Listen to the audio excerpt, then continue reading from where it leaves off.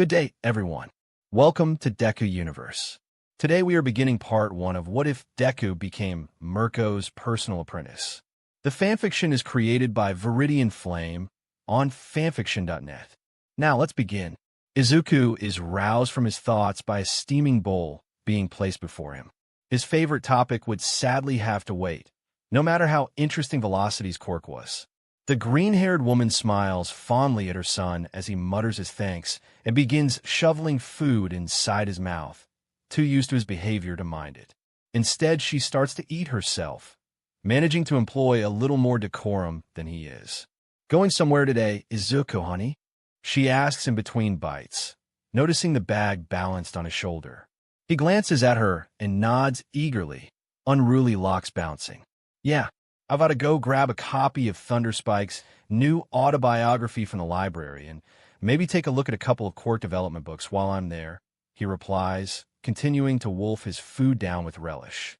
In his younger years, he'd already scoured through the pages of most of them, desperately seeking some hint there could be such a power lying dormant within him, the faintest sign that he wasn't truly quirkless. Perhaps it was just him being unable to totally let go of his optimism, but there was still a chance he'd miss something vital that might help him gain control over One for All. "Well, that's fine, but we're running low on a few things. Would you mind buying some supplies while you're out?" his mother requests as he speedily finishes his meal, putting his bowl away. "Sure thing, Mom. Just text me what you need, and I'll get it on my way back. Love you," Izuku promises, offering a quick hug before dashing off. Inko watches him go and sighs to herself in mild exasperation. Her boy was certainly growing up fast, but he was still the same as he'd ever been, too energetic for his own good sometimes. Maybe she'll have another bowl. The library proves a failure once again. Though there was plenty of information on quirk development in children, none of it is useful to someone who's been given a quirk in his teens. He isn't surprised. Almost nobody had ever been in a situation like his, and those who had clearly didn't suffer from the same issues. Still, though, there's a small sting of disappointment. But at least he managed to secure the book he'd been after. Lightning fast, razor sharp. The streets are full of people now, each making their way through the day, just like he was. A few of the more interesting mutant types catch his eye, and he has to force himself to not stare and contemplate their possible quirks and effects. Not everyone likes being analyzed, but he can hardly help it. The various ways their unique powers can be utilized is so fascinating. Instead, Izuku shakes his head in an attempt to control himself and opens his phone to recheck the text he's been sent. It's mainly a request for groceries and other household products, just enough for the pair of them to live on for the next few days until his mother can do the week's shopping later on herself. Nothing he needs to go out of his way to get, at least. There's a small grocery store nearby. He could get most, if not all, of the supplies on the list from, and then hurry home to catch the rerun of old hero fights he's been meaning to watch. As he enters the shop, he can see the proprietor sleepily standing behind a counter, a gardening magazine less than discreetly tucked away, presumably for him to read in between customers. A young mother and her daughter are just exiting the store, so he holds it open for the pair to pass, awkwardly returning the thankful smile she gives him as she pulls her child along. It doesn't seem like anyone else is buying anything at the moment, but then it is a Sunday after all. Muttering to himself, he paces up and down as he looks for what he needs. Where to start? Right, some apples. Okay, now what? Broccoli, check. That was another one down. And there was the cabbage too, right next to it. It seemed firm and green, great. What else was on the list? Ah yes, cucumber. This one is cheaper, but closer to the sell-by date. We might not be eating it soon, so maybe it would be better to get the fresher one instead. But then, best give me the money, old man. I won't ask you twice. An angry voice breaks his concentration. His head shoots up, scanning the area. There, over by the counter, a pale man dressed in a white pinstripe suit stands tall, his fist planted against the wooden top. In one hand, he holds a small, dark baton he waves menacingly under the cashier's nose as the elderly gentleman cowers. The thug continues to berate him, greedily thrusting a bag in his other hand and demanding money is put into it. Izuku's eyes narrow, watching the pair intently. A robbery at such a tiny, store on a Sunday. He was just stealing a handful of petty cash from a pensioner, not exactly breaking open a bank safe. This was practically crime for crime's sake. Was his quirk so weak that he only dares risk such slim pickings? As the older man fearfully begins putting the meager contents of the cash register into a bag, the robber turns away from the cashier to look across the store. CRP. He'd been so perplexed by the motive of the villain that he'd stood there too long. How silly of him.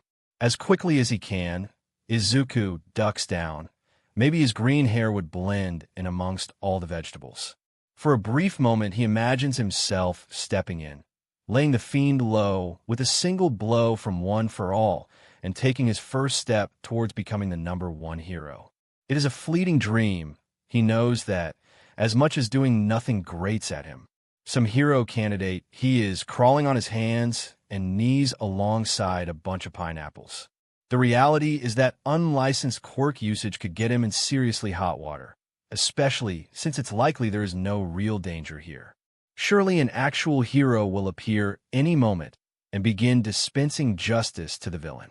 It just won't be him doing so. All he has to do was sneak away, and hopefully he might get to see the action from safe distance. Maybe it'll be a hero he knows. Perhaps even All Might again. That would be a treat worth missing the hero rerun for. What we got here? A voice chuckles nastily, freezing him in place. A little boy trying to run away. Maybe hoping to alert the police? Or a hero? Izuku looks up to see the villain smirking at him, pale eyes gleaming with malice. You'll make for good insurance in case any do-gooders come running. The robber sneers, reaching out for him with one hand while holding the baton threateningly in the other. Best come quietly, boy, else things you'll get ugly. SHD. He hadn't been stealthy enough. Maybe his hair wasn't camouflaging him so well with the eggplants. Now he was going to be held hostage, just like before with the sludge villain. All Might probably won't be here to save him this time, and he'll surely be forced to help the villain escape and forever tarnish his reputation as a would-be hero, if not tried as an accomplice and sent to prison. What the hell are you mumbling about? Come along, I said. The villain demands, grasping at him with a confused sneer. No, he has to stay calm. Thinking of his mentor fuels his determination. He is the holder of One for All now, a hero in the making. There's no way he can let himself be restrained by some two-bit thief. His classmates will never let him live it down as well. Especially Kakin, who'll probably laugh himself sick or something. Kakin, what would his childhood friend do if it were he in this situation? Probably immediately leap forward and blow the guy's face off with his quirk while screaming, "Die!" No, this would require somewhat more subtle and tactful methods than Kakin was capable of. But how do I defend myself without getting into trouble for it? There's got to be a way. Do I just run for it and hope for the best? Or maybe I don't need to. It's possible he doesn't even have to fight his way out after all. A flash of power to show he isn't an easy mark, and the villain will probably run away, right? If he looked like a threat, the man might escape to seek safer prey elsewhere. If he was robbing a place like this, then there was no way the guy had any real strength, right? Yeah, glaring up at his would-be captor, Izuku focuses hard. The power of One for All flares, red lines rising across his right arm as he readies his fists. The villain freezes in surprise. Perfect. Faced with a potential threat instead of a hapless victim, surely the man would think twice. It might be enough to delay him until help could arrive. I don't think so. And maybe it's you who should come quietly, Izuku demands, emboldened by the fear on the villain's face. I'm a hero, after all. I see, you got a backbone after all, huh? Guess I misjudged you. Didn't think you were anything but a weakling. All right then, have it your way, boy. The robber exclaims, taking a step backwards. Izuku's heart begins to beat even faster. Is the villain preparing to run? Maybe the bluff had worked. At the first sign of resistance, the robber was folding like a house of cards. He was a genius. A sharp pain erupts in his back as something solid strikes him. His eyes widen in shock at the sudden injury, but he has no time to figure out what's just hit him as they are immediately followed up by further blows. We could have done this the easy way, you know, but you wanted to play the hero. The villain's voice echoes behind him as he turns to face this new threat. He's seeing double. There stands a villain, but now he is a dark black color, both in skin and in suit, his form almost shadowy in appearance. Another one. Where'd he come from? I never saw him. He thinks, readying his arms to fend off this secondary foe. Was he just hidden, or has he got some kind of duplication quirk? Attacks come in from behind, once again, as the pale villain joins in, and Izuku is now the victim of pummeling on both sides. He groans, partially at how spectacularly his bluff failed, but mostly just in pain. By the counter, the elderly cashier goggles at the scene in front of him, too scared to run away or call for help. Bet you're wishing you'd just shut up and come along now. He name's Crowd. Know what? The pale villain asks.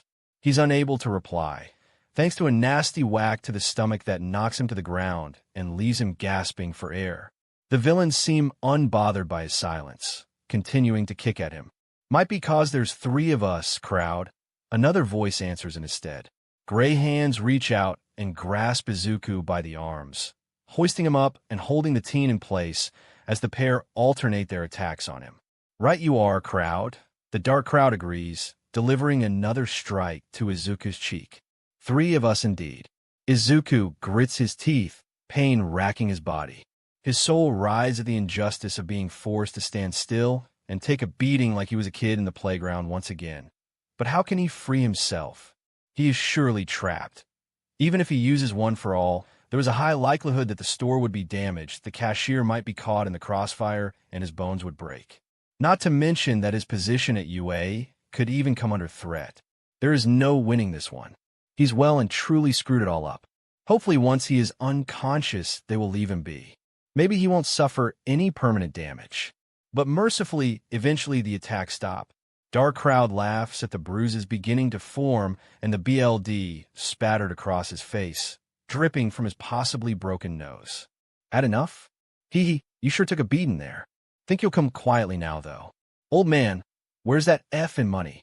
Pale Crowd demanded, turning to the cashier, only to find the elderly man has now run away, while the villain had administered their beating to Izuku.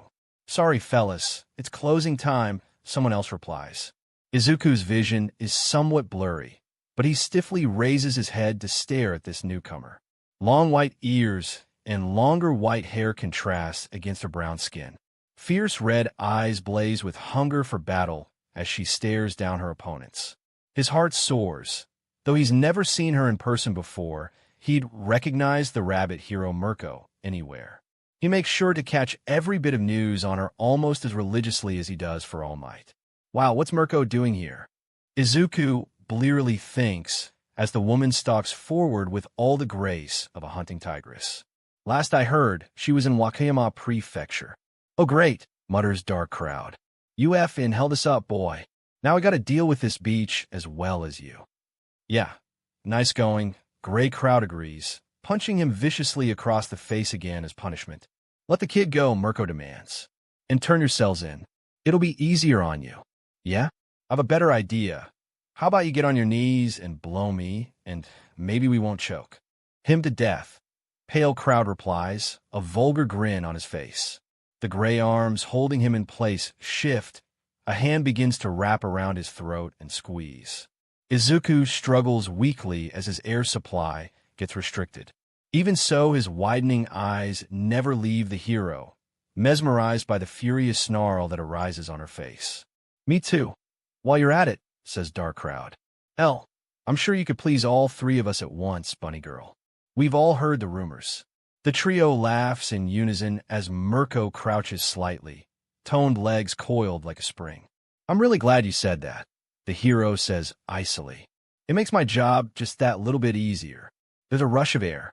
It has to have been Mirko, but he blinked and missed it, so he has no way of being sure. All he does know for certain is that he's no longer being strangled, but instead is lying on the floor, and Gray Crowd is now lodged face first inside a box of watermelons. The other 2 look blankly at their fallen comrade, and then whirl on white-haired hero, surging rage clear on their faces. UF Beach, you'll regret that. Pale Crowd howls, rushing her as the Dark One pulls the other clone free. Mirko weaves and dodges the haphazard swipes with effortless dexterity. A brown leg arcs, scything through the air to smash into his sternum with her metal-shod heel, the force hurling him off his feet to bounce along the floor. "There's 3 of us and 1 of you," growls Gray Crowd, spitting out a chunk of watermelon. "Don't seem like good odds." "I know. It really isn't fair," Mirko agrees, shrugging her shoulders. "If only there were a lot more of you small fry, I might actually get to have fun for once." The trio lunges in unison, arms outstretched to grapple her into SBM-sen. Strong thighs clench as Mirko leaps, narrowly missing the ceiling as she sails over their heads and lands in front of Izuku. She spares him a brief glance, but quickly returns to watching her foes as they collide into each other, unprepared for the sudden jump. "You doing okay, kid?" she asks, her tone flat. "Looks like you've taken a hit or 2 there." Izuku gazes up at her, feeling like a boneless mess. Fear and awe and frustration and shock and hope are all bubbling away inside him, and it feels like there isn't an inch of him that doesn't cry out in pain. But despite it all, he knows he is safe. It is already over. "Better now you're here, Miss Mirko," he mumbles through bloodied lips, barely audible in his dazed state. Her long ears pick up the words easily, and she shakes her head in amusement. "Cute," she snorts. "Well, you're conscious at least. That's good enough for now." The crowds pick themselves up, fanning out and glaring at the hero who dared challenge their fun. "Maybe we should just run," Dark Crowd says to his brothers. "There might be other heroes on the way." "No, we fight," Pale Crowd commands. "She can't hold out forever. We'll take her down and show her what she gets for messing with us." "Oh, if I had a yen for every villain who said that." "Come on then," Mirko replies, standing her ground. "I'm waiting." Once again they charge her, but now they're a bit more cautious, a bit more coordinated, no longer heedlessly delivering their attacks as wildly. Each crowd now strikes in succession and unleashes a barrage of blows onto the brown-skinned hero. She weathers the storm as though it is rain upon rock. A savage smile pulls at her lips, revealing her sharp white teeth as she deflects each hit, sometimes ducking under uppercuts and sidestepping baton thrusts. "Oh wow, this is insane." From his heap on the floor below, Izuku watches the 4 as they battle, utterly enraptured by her fluid, agile form evading their increasingly enraged strikes. He's seen Mirko battle on a screen many times, but in person, it's just breathtaking. The strain of all their fruitless attacks grows too much, and mid-swing the Gray Crowd halts, falling to his knees and then suddenly vanishing into gray fog, leaving the Pale and Dark Crowds to stare angrily at Mirko, breathing hard. "Oops, now there's only 2 of you." Mirko laughs, utterly unscathed. "Really not good odds. Now, can we leave?" Dark Crowd pleads of his progenitor, taking a hurried step backwards. Pale Crowd doesn't answer. Instead, he rushes forward yet again. Mirko readies herself to strike him down, but soon realizes it isn't her that he's aiming for. It's Izuku. Hurtling past the Rabbit Hero, he pounces at the teen on the ground, fist cocked back in an insensate frenzy and baton at the ready. The green-haired boy watches the man bear down on him, his eyes wide with surprise. "Oh, no you don't." Mirko roars, grabbing the villain by the ankle. "Your fight's with me." The tip of his baton barely brushes against Izuku's nose as the man is hauled back. He struggles, turning to free himself. "Crowd, help me," he demands of his clone. The Dark Crowd looks a little unhappy, but dutifully nods and steps forth to aid him. It is too late. Faster than Izuku has ever seen her, Mirko straddling Pale Crowd's chest, her face marred by unadulterated fury, and beginning to lay into villain with her fists. Each punch makes the man shudder in agony as the rabbit-eared woman wails away on him without restraint. The sound of his bones beginning to crack are audible over the meaty thuds of knuckles meeting flesh. Holy SHD, she might just kill him. Izuku sees how the Dark Crowd too freezes in place, sinking to his knees and disappearing into black smoke. But Mirko is too focused on beating the man below her to notice. "Miss Mirko! Mirko! He's unconscious!" He hurriedly shouts, crawling over to her, Stop, please. Her head shoots up, glaring at Izuku with bloodlust before she realizes he is not an enemy. He's seen the same stare many times from Kaken's red eyes, but never from a hero. It is undoubtedly chilling, but he cannot bring himself to be afraid of her in spite of it. As she looks down at the man she had been punching and sees the scarlet fluid that now coats her white gloves, her rage swiftly drains away, replaced with guilt and regret. Her fingers uncurl from the unconscious man's shirt, and he lies against the floor, limp and battered. There's no doubt that he has more than a few broken bones. Yeah, I was just making sure, Mirko says uneasily. Could have been playing possum. Villains sometimes do that. Can't be careless. All right, Izuku is not sure what to do now. He's never seen such incredible aggression from Hero before. Even so, he's got an obligation to offer his appreciation. Thank you. F for saving me. Mirko doesn't look at him as she grunts, clenching and unclenching her fists. It's nothing. Just my job, don't sweat it. You're still all right? She mutters, face creasing in frustration, sneering down at the defeated villain underneath her. Fuck. Shouldn't go so overboard. They'll have my butt for sure this time. Mirko murmurs to herself, barely audible. I am fine. And he was going to attack me. He did attack me. You did the right thing, I think. If anyone asks, I'll tell them it was my fault, Izuku declares, determined. You don't deserve to be punished because of me, Miss Mirko. There was no way he could let such an important hero suffer, because he'd been too stupid to keep his mouth shut. The thought makes him want to cry even more than the pain, but he just barely manages to hold it in. Mirko shakes her head as she hauls herself off of the unconscious body and flicks the BLD from her fingers. That's sweet and all, kid, but it doesn't work that way, she explains. A hero's got to be heroic, no matter what the circumstances are. Whatever, it'll probably just be a fine or some other bullshit anyway. Don't worry about me, okay? She walks over to him, and now with the heat of battle no longer upon them, Izuku can finally see for real just how pretty the rabbit-eared hero is up close. Her long eyelashes flutter gently as she looks him over critically, formerly blazing crimson eyes, now merely a fierce red as they observe his wounds. It's Mirko. Here, looking after me. He cannot help but squeal internally, the reality of the situation settling in. First All Might and now this? Maybe all those years of bullying and physical attacks were actually worth it. Good things did come to those who waited, it seemed.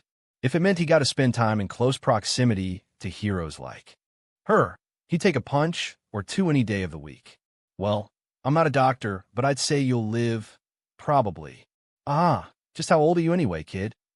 Mirko asks him, carefully gripping his chin with two fingers while she inspects a rapidly forming bruise.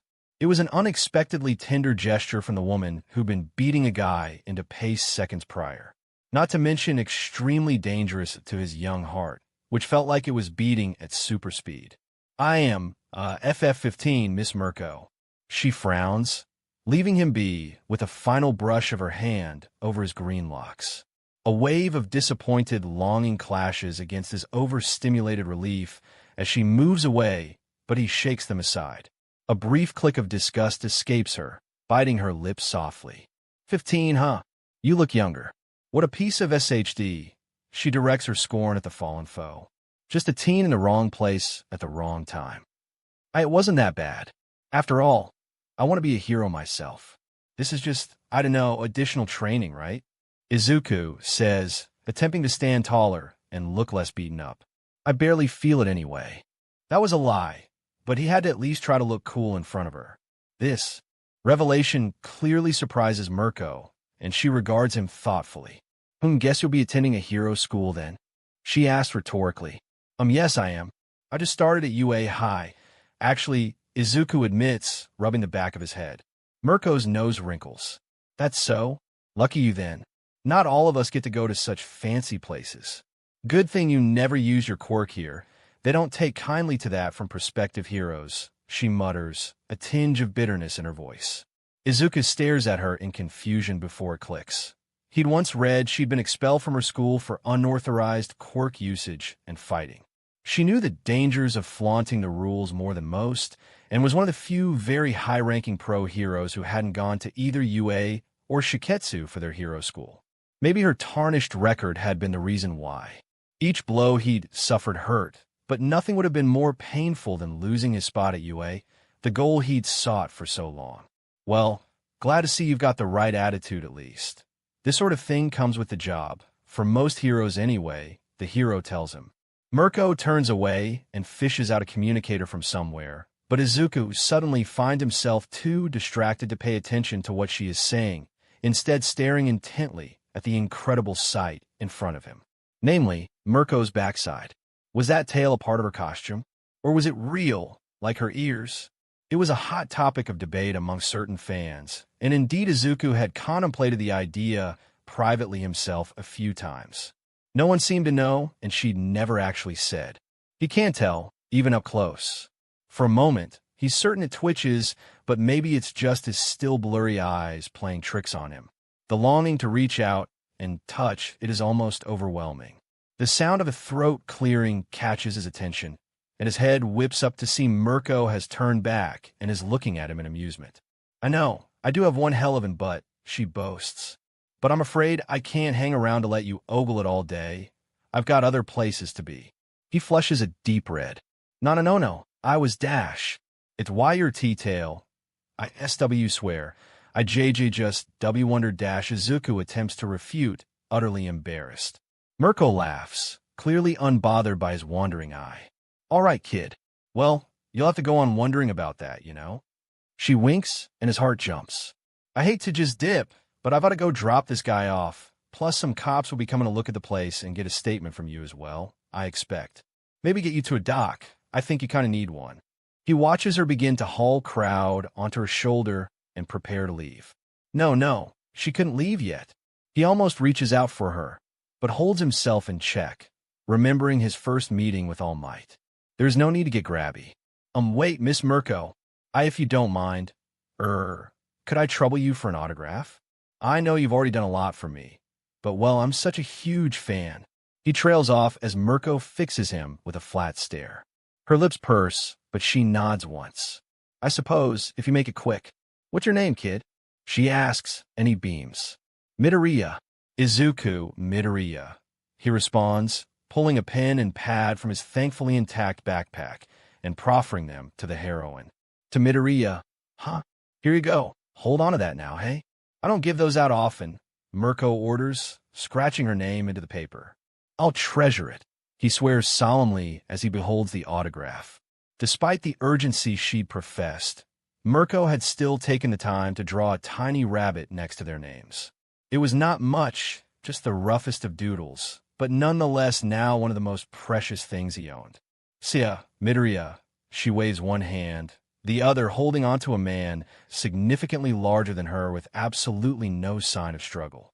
Maybe if you make it and become a pro like me, we'll meet again. He fervently hopes so. Izuku watches her bounce away, admiring the muscle that ripples across her caramel skin, before realizing he is now alone in a ruined shop, still in significant pain. He'll probably miss the show he'd wanted to watch. He's got to talk to the police, and worst of all, his mother and his school will also have to be told he's been involved in a villain attack. He doesn't even have the groceries he was supposed to get either. That's twice now villains have attacked me in such a short time.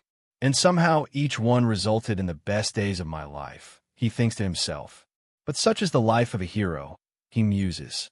Danger and excitement is what he'd signed up for, after all. Still, he's got to admit he was kind of hoping it'd be a bit more of a smooth ride from here on out.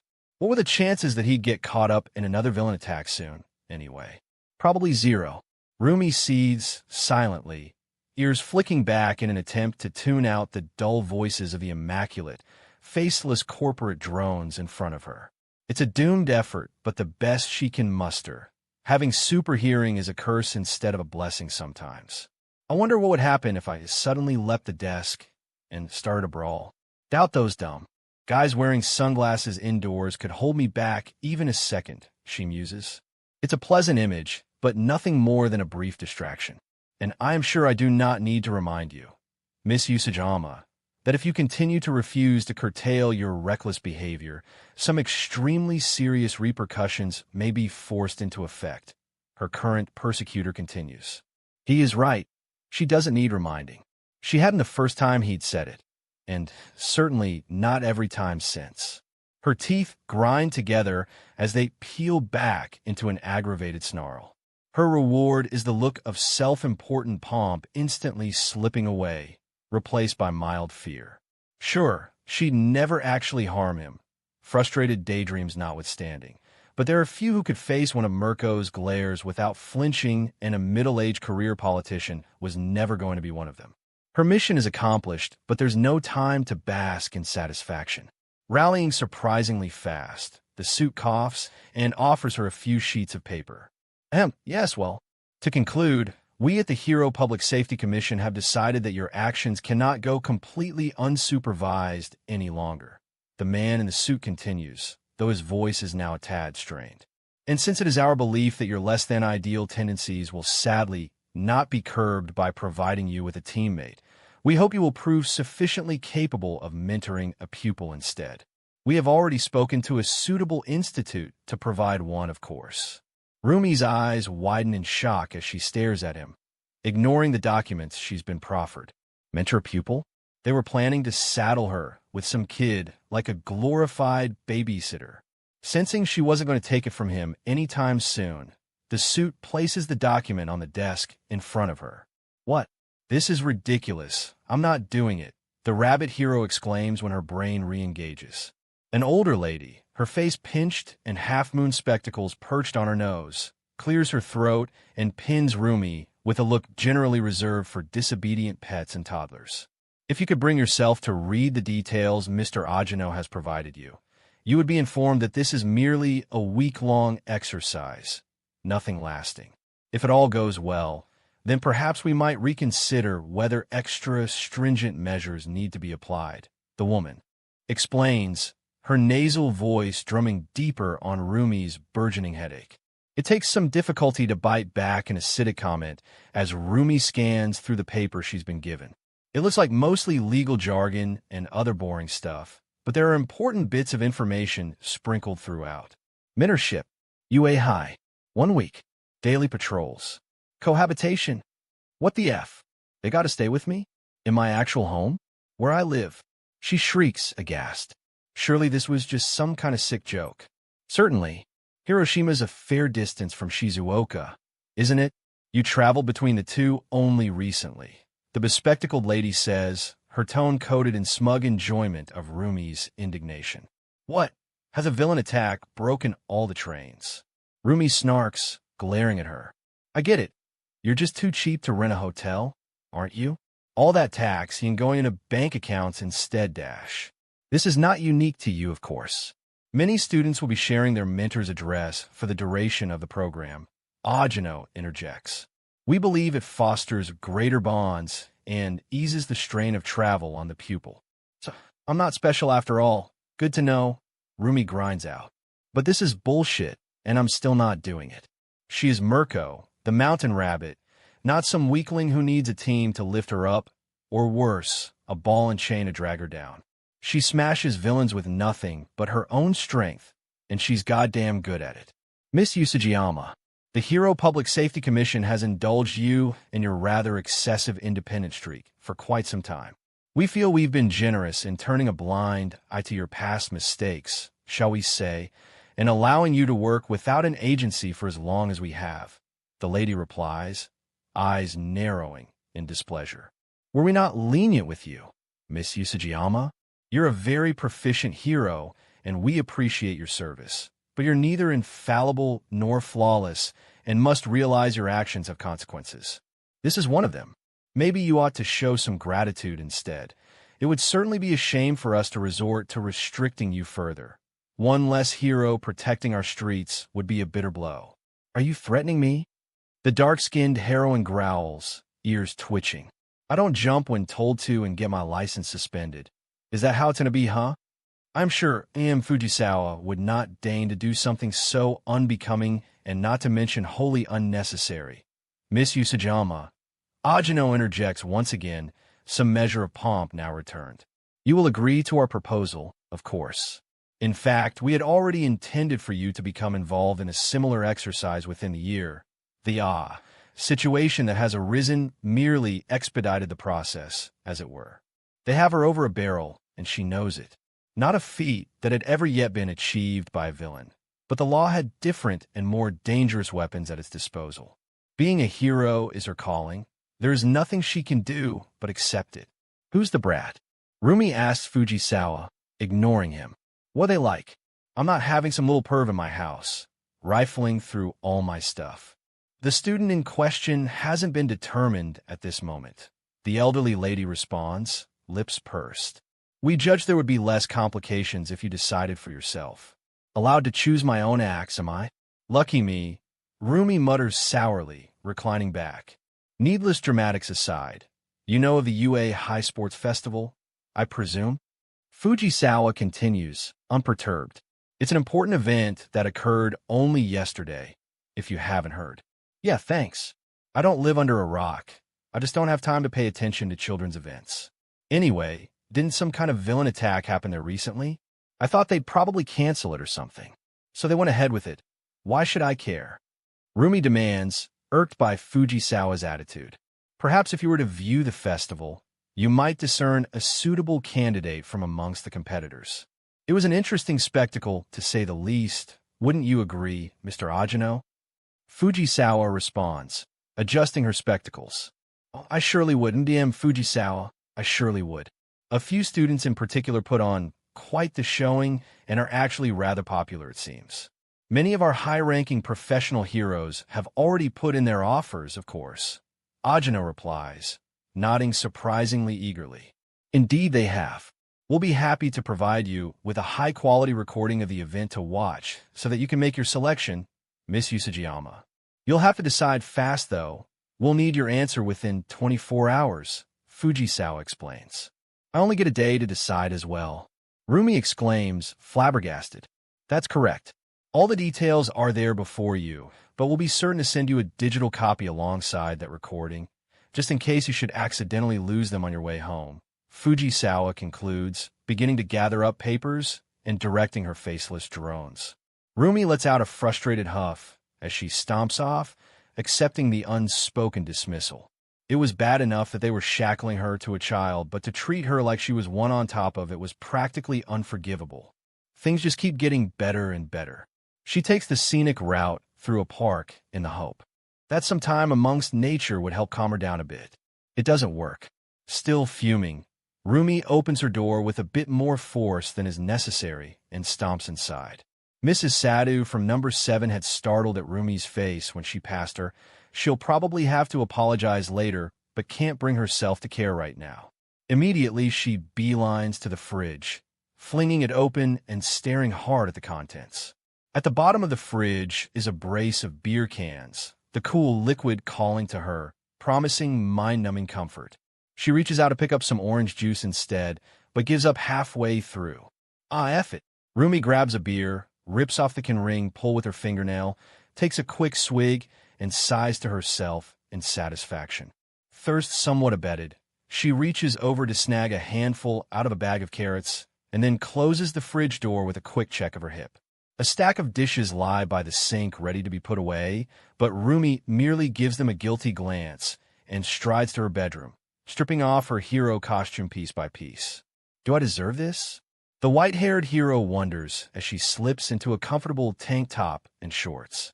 So what if she'd beaten up a creep or villain pretty bad sometimes? It was kind of her job, right? Those of them that ever left jail would surely think twice before attempting crimes again after meeting her. It was tough love, cruel to be kind and all that. Yet things got a little intense occasionally, and maybe she didn't quite hold back enough sometimes, but they never suffered any permanent damage. Mostly, how could they threaten to take her license when there were so many villains out there, deliberately ruining people's lives? Did they somehow forget that Mental Case Stain had literally just cut down another hero? The poor BSDRD had been some kind of support hero or something who needed a ton of sidekicks, sure, but it was one less guy on their side. She takes another chug before putting the beer can on her end table and flopping on her bed with a displeased groan. Picking up her laptop, She logs in and navigates to her private hero email. A few messages from her fellow heroes, no one she really cares to respond to at the moment, and one sent by the commission. She doesn't bother to read the contents. It was probably yet more of the same SHD they'd fed her earlier, and she'd held onto the papers, mainly out of spite. As expected, there's a video attached to it. Absently clicking download, she glances around, spotting her earbuds, and swiping them up. Having stuff in her ears was less than pleasant, but a necessity. Getting a hold of headphones with a quirk like hers wasn't that easy, and she generally refuses to let someone make her something specialized on principle. Pressing play proves to be a mistake, instantly causing her to recoil in shock as a loud voice begins to blare directly into her sensitive ears, accompanied by the staccato burst of fireworks. Barely resisting the urge to rip the earbuds out and throw the laptop across the room, she lowers the volume significantly and glares daggers at the posturing blonde man waving a microphone on the screen, hoping he'll fall dead where he stands. Sadly, she doesn't have the ability to alter the past, so instead it cuts away to a colorful variety of teenagers trudging out into the stadium. Though the microphone man does continue to blather on. Rumi pays him no more attention, however, watching the brats begin to conglomerate into a large collection of separate groups. A few of them stand out here and there, bright pink skin or multiple arms being fairly distinguishing features. Flashy quirks were worth a lot to a hero's standing, and as a fellow mutant hero herself, Rumi has some small affinity for them. They seem to be predominantly from the hero classes. Those were the ones to watch. General studies was populated by those who didn't make the cut. Their quirks are probably inherently weak and not really worth considering. She hardly spares a glance for the support classes. Those who made things for others were of little use to her, relying entirely on her own body, and wonders for a moment just what the point of bringing the business class onto the field even is. Suddenly, the camera cuts away from the assembled children and begins to focus on a single woman instead, one instantly recognizable as Midnight. And the operator could only have been a man because that focus was now predominantly on her backside as she strides up onto the stage and cracks her WHB. Rumi rolls her eyes at the display, biting off the tip of carrot.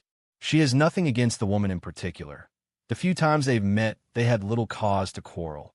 There's no denying it is an unusual way for a schoolteacher to behave. As the hero waves her hand and calls forth a student, Rumi's curiosity is surprisingly piqued. The blonde-haired teen stalks up to the microphone, glaring into the camera with fierce red eyes to declare his ensuing certain victory. While his confidence brings a surge of resentment from the student body, it's clear his resolve was unshakable. Such self-assuredness was undoubtedly admirable, but unless he has the strength to back up his claim, he'll only be painting a target on himself. If that was his goal, then he's definitely achieved it. Disinterest mars her features as the camera surveys the students crushing up against each other in a tight corridor, all of them jockeying for position, but getting nowhere until finally one makes their move. And what a move it was, sheets of ice snaking across the ground to freeze his competitors in place.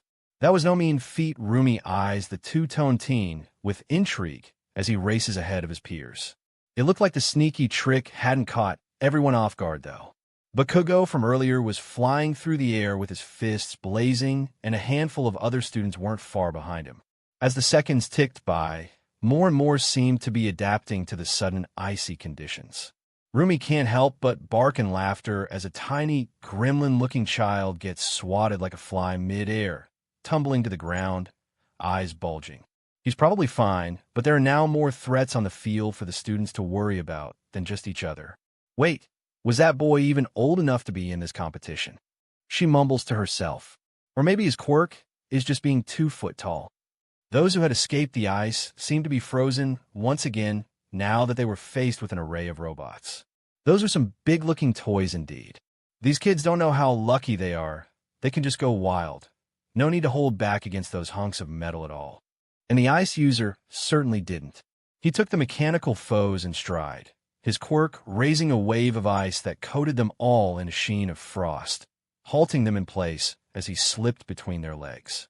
The announcer's voice continued to prattle on, but one word caught her attention. Todoroki? That's Endeavor's son? Bet that hothead was real pissed off when his boy ended up with ice powers, she thinks as she crunches down another juicy carrot snack. No surprise that the number 2 hero had produced such a powerful child.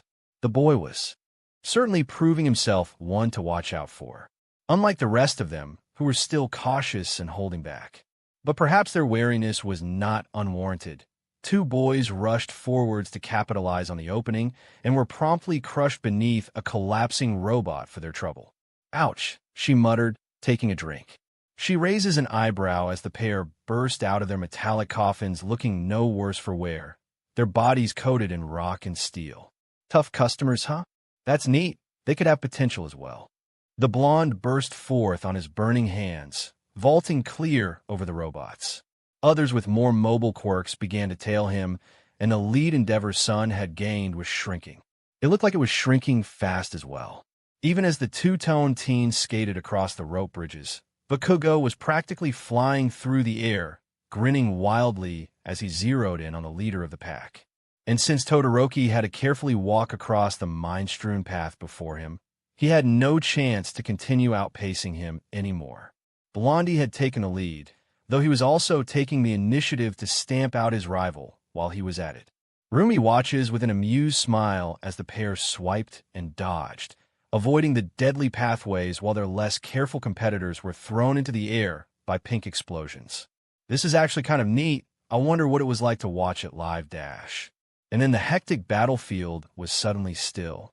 Rumi blinks in surprise as a colossal explosion rips through the air, hurtling a small teen forward. The camera focused on his determined, freckled face as the commentator went wild. Izuku Midoriya? She wonders. The name rings a faint bell somehow. Why did she know that name? That was it. The green-haired kid who'd had his butt kicked by that goddamn creep she in turn had dealt a well-earned beating to, no matter what those chumps at the Safety Commission said. The whole reason she's forced to watch this DMN video in the first place. Now she can recall that he'd claimed he was a hero in training and was going to UA. It had completely slipped her mind. Not that she'd really believed him at the time, to be honest. Kids would say anything to seem cool to a hero, and he'd hardly look like he had what it took to make it into a mediocre hero school, let alone UAF and high. Midoriya soared across the field, fast enough to take first place even, making it apparent that his looks were somewhat deceptive, his quick thinking in smashing the mines, and stunning his first-place rivals so he could steal the win was a gutsy move, but it had paid off. But what was his quirk like? She'd not seen any evidence of him using one against the duplicating villain. Not that he should have, and certainly there didn't seem to be much sign of it in the competition so far. At least if he had been doing so, then it was so unnoticeable as to be basically irrelevant. Perhaps that was the case. His quirk was functionally useless, and he got by on his smarts instead. Or maybe his quirk was his smarts. It worked for some heroes, generally those who lurked in the shadows and relied on sneak attacks. Not her style for sure. She frowns a little as she watches his green eyes tear up at his victory, but nonetheless nods her head toward the screen. You did pretty well, kid, congrats. But it doesn't look like much more than a lucky shot in truth. And that's definitely not something she'd personally want to risk relying on in a battle. She needs someone strong and fast to keep up with her. Pure brain power would only get you so far. If you locked the smartest man in the world in an empty room with a hungry tiger, he'd still just be a very clever lunch. It appeared that they jumped into the next round immediately. That was good. Letting them take a breather would only kill their momentum. And knocking the competitor count down so drastically, even better.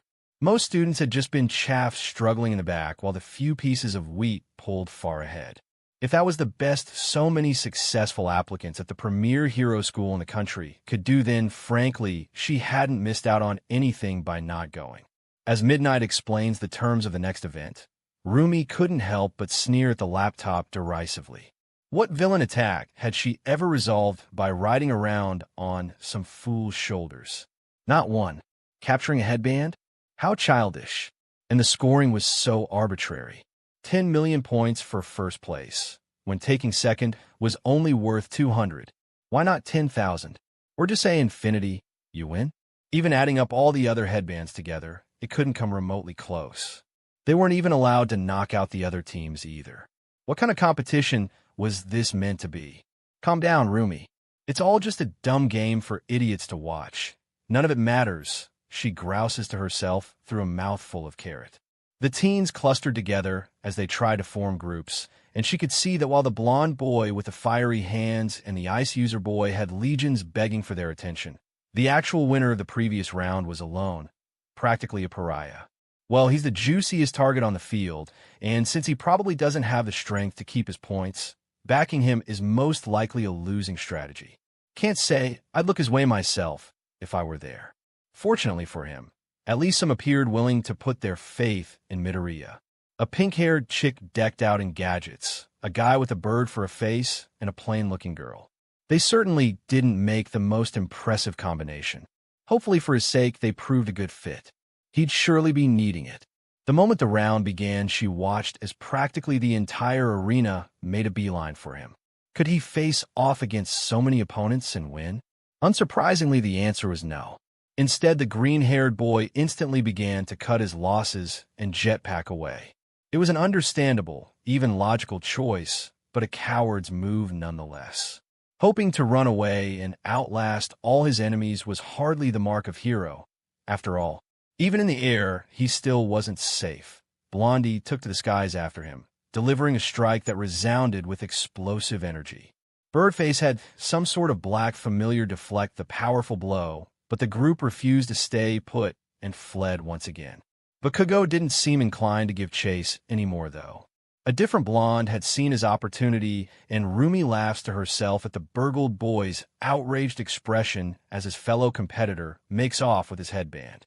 Though his main threat was now off chasing stolen points, Midoriya was still being cornered by Endeavor's son. Todoroki was staring down his opponent as the other teams raced towards them. Would he freeze the ground again? No. The sudden brilliant burst of electricity was certainly a shock, though predominantly to the competitors who were all caught off guard, as over 1,000,000 volts discharged from yet another blonde-haired boy into them.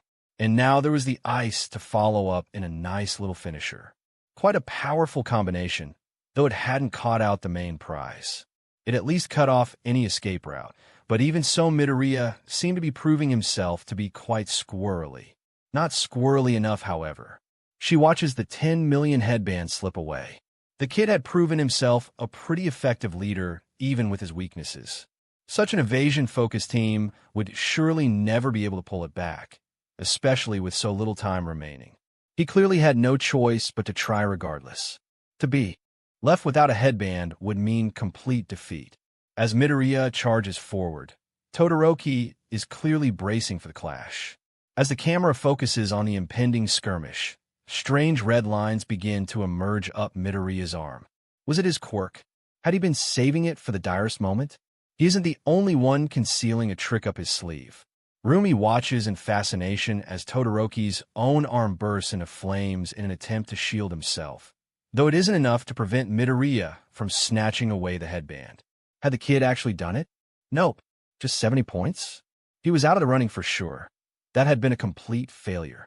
But despite the massive setback, Midoriya was rallying once more for a last desperate attempt, surging forth against Todoroki.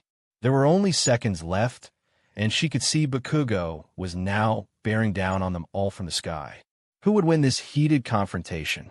An unexpected blare of an air horn jolts her back, and she almost knocks over her beer in surprise. They were out of time, and yet it hardly felt like it. All that running away for nothing? She doesn't even get to see his quirk properly in action? No incredible three-way battle? Ugh, what a letdown. Rumi moans, too disappointed to muster even a snicker as Bakugo face-plants into the dirt. As she picks up the can and takes a swallow, Midoriya bursts into tears again. That was a bit weird. Was he so upset over losing? No, he hadn't lost after all, or at least not entirely, it seemed. His teammate had grabbed another headband, and they had made it to the finals. Well done, sure, but the waterworks were still a little unnecessary. It was time for a lunch break, apparently.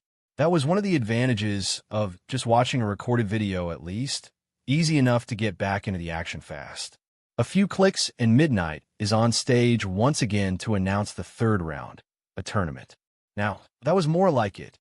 No more of this weak SHD, proper one-on-one battles with each competitor showcasing their skills were just what she needed to see. For a moment, she contemplates skipping to the final fight. Surely whoever won that bout would be the strongest of them all, and she can save herself the time by just sending them her offer.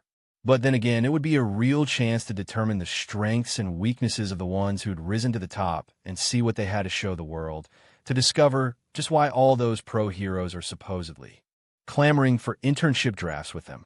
And if nothing else, she might get a look at just who the future competition is and what prospective pros to keep an eye out for when she finally takes the #1 spot for herself.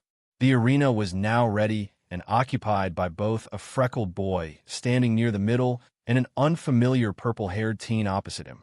Each was carefully sizing up their opponent. Midoriya's up first, huh? All right then. Time to show me what you can do, Rumi declares. The kid hadn't really done anything special since the first round, but maybe he'd pull off another surprise or two and reveal more of that mysterious hidden power or something.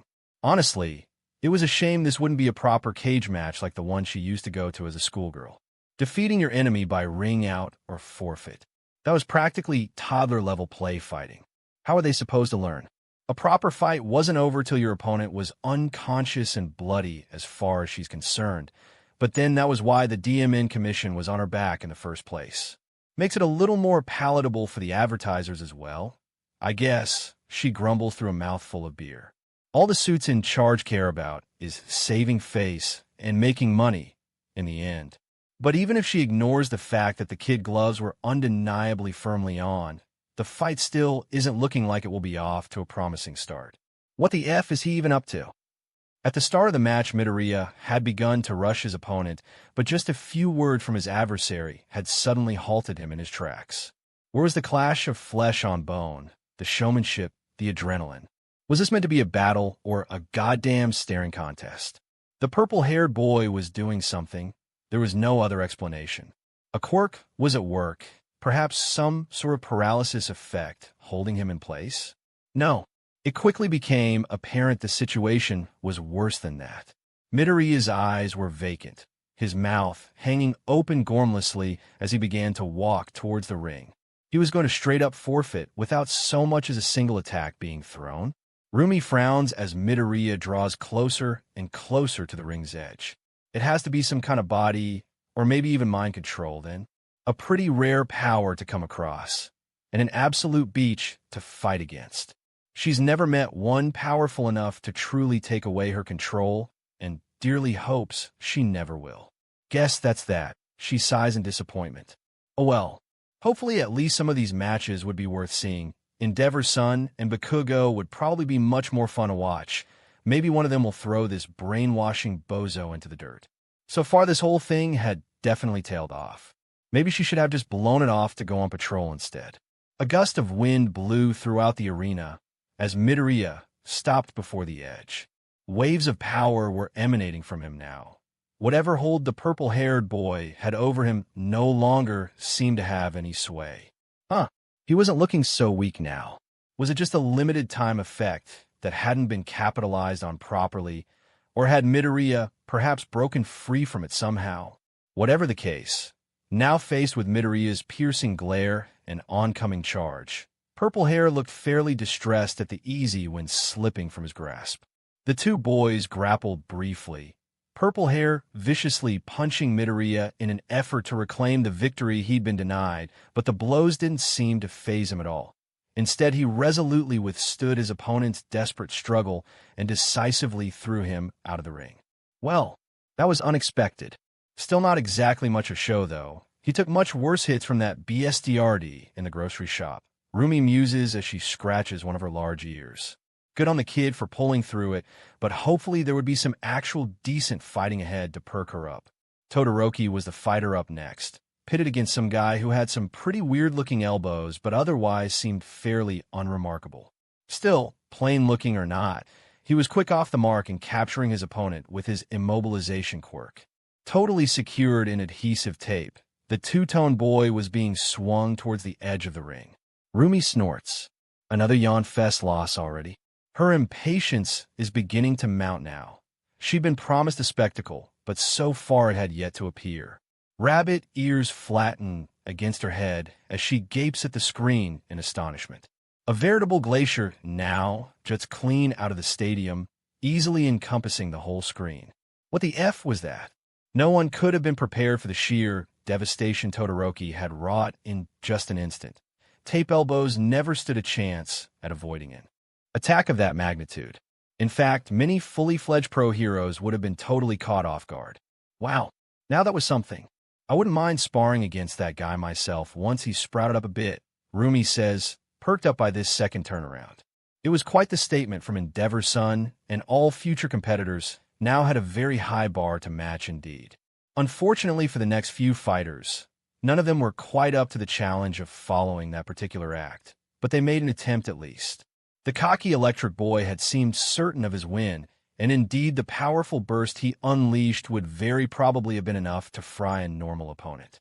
A shame for him, then, that the vine-haired girl he faced was not one of them, instead negating him utterly and wrapping him up tight as he overloaded into a drooling mess. Rumi cracks a smirk at the stupid look on his face as it pokes out from the cocoon of vines. That brief amusement vanishes as quickly as it came with the next bout. The boy with engines for calves had been controlled and utterly humiliated by the support class girl from Midoriya's team, who just wanted to show off for investors instead of fight. She'd even given him a pity win when she was done advertising her support gear. Rumi personally has little sympathy for the boy, clearly falling for some sort of ruse to put him in this position. It was a careless move on his part, really, but the whole thing almost made a mockery of not just the event itself, but heroes in general.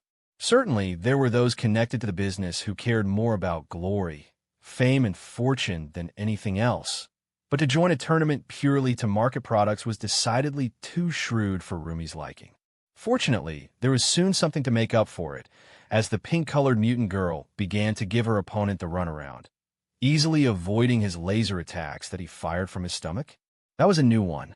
A clear use of agility and tactics is always a point in someone's favor, and laying him low with a single punch definitely proves impressive. Not to mention, leaving the poor guy unconscious on the ground with his underwear on display was a vicious move indeed. I gotta say, these chicks don't really hold back at all. At least, Rumi says with a laugh at the sad display. The female domination of the field was not to last forever, though, their streak becoming swiftly broken by a black-haired teen with who looked to have some kind of shield-creating quirk or something. She'd been effortlessly shoved out of bounds by the bird-faced boy from Midoriya's team and a shadowy familiar in a quick and decisive win. The girl had proved no match for such an aggressive, relentless fighting style. As the old saying went, the best defense was a good offense, and in Rumi's opinion, truer words are never spoken. Black Hair would need to be more proactive in the future if she wanted to stand any chance at making it big. There was no room at the top for those who cowered behind barriers until they lost. The following round had looked to be exciting at first. The two boys who'd been crushed by the robot earlier had set about relentlessly pummeling each other. With how resilient each had proved themselves to be, how thrilling would it be to see which would prove triumphant? Not very, as it turned out. Just get it over with already, she mumbles, stifling a yawn. On the screen, the two boys traded yet another blow, neither seeming all that worse for wear despite the many hits they've exchanged. It had been kind of fun for a while watching the pair smack each other in the face and keep on standing, but the satisfaction eventually petered away. They were so evenly matched in size, ability, and power that it almost seems like she's watching two living brick walls clashing into each other. It's practically a relief when the pair eventually fall down unconscious from sheer exhaustion.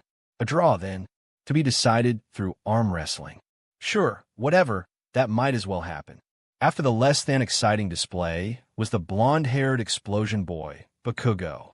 He was up against the other girl from Midoriya's team, though Rumi hardly recalls what role she'd been playing in the earlier event.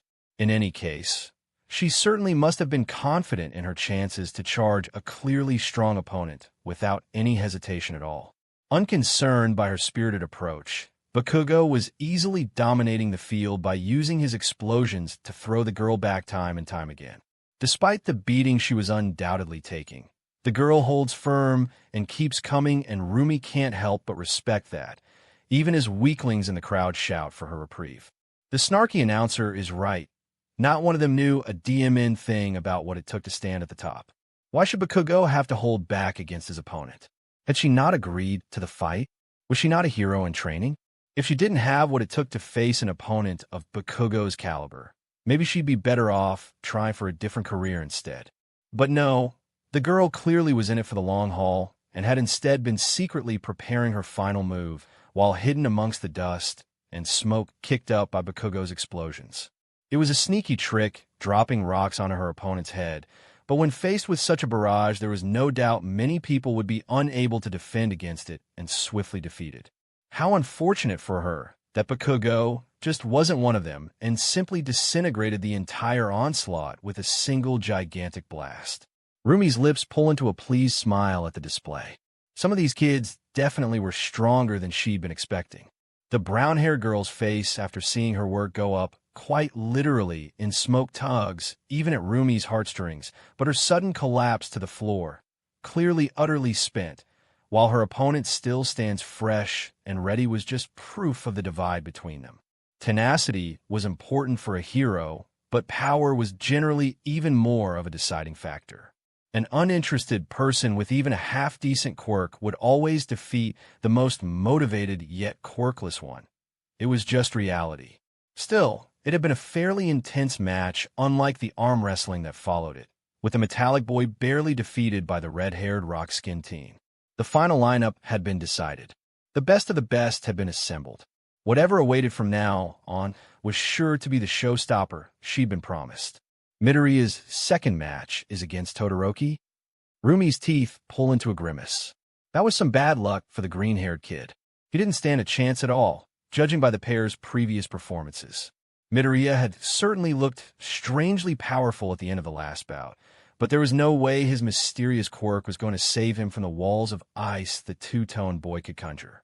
Or so she thought.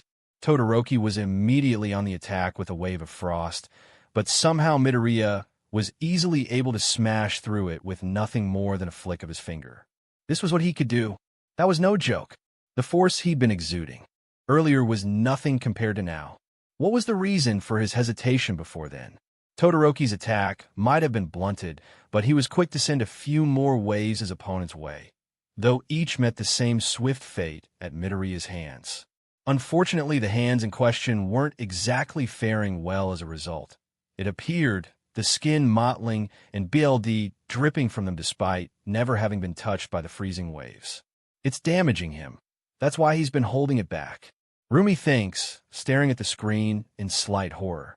That was a serious drawback to what otherwise looked to be a powerful quirk. No wonder he'd been refusing to utilize it before now. If he couldn't even protect himself from his own attacks, being a proper hero was going to be tough as hell for the kid, no matter how strong his hits against villains actually were. An especially big wave from Todoroki was forcing Midoriya on the back foot now, his whole arm hanging limp and turning the same ugly purple as his fingers from his efforts to defend against it. Was there any chance he could turn this around before he lost the ability to fight back entirely? Perhaps. Despite the injuries, Midoriya stood firm, sending his own blast to meet the next ice wall and pushing his opponent near the edge. Now the tide was turning. Midoriya seemed to be done tanking hits, surging forward to meet his opponent head-on and dealing him a mighty blow to the stomach. Yet though he'd landed the first actual hit of the match, the kid was clearly suffering for it, his limbs incredibly bruised and bleeding, seemingly unable to even close his fingers now. Each defense further exacerbated his condition, wearing him down just as surely as if Todoroki's attacks had actually struck him. Seeing his face, smeared with his own BLD, just as it had been when she'd saved him, Rumi can't help but stare. His eyes are so determined now, driven to give his all, even as he fractures from within by his own power. Suddenly the pair halts, their mouths moving furiously, and Rumi wrinkles her brows in confusion. Were they having some sort of heated debate? In the middle of a match? Midoriya once more struck against his opponent, sending the other boy flying backwards. Even so, Todoroki rallied quickly enough as the pair clearly began shouting at each other anew. There were no microphones to pick up what the boys were yelling about, but whatever it was, the end result was yet another unexpected twist. The right side of Todoroki suddenly bursting into flame. There was that fire again. She'd been wondering about that brief glimpse in the cavalry battle, thinking that perhaps her eyes had been playing tricks on her. It was real, it seemed. Guess that's not too surprising considering his dad and all, Rumi mutters. And indeed the camera suddenly panned to the man in question, clearly yelling some kind of encouragement at his son. What a blowhard, always trying to take the spotlight. Even though the younger Todoroki never spared him a glance. To think that Todoroki had also been hiding his true power. It beggared belief. Why had he chosen now to unleash it? Had Midoriya somehow goaded him into it? Surely.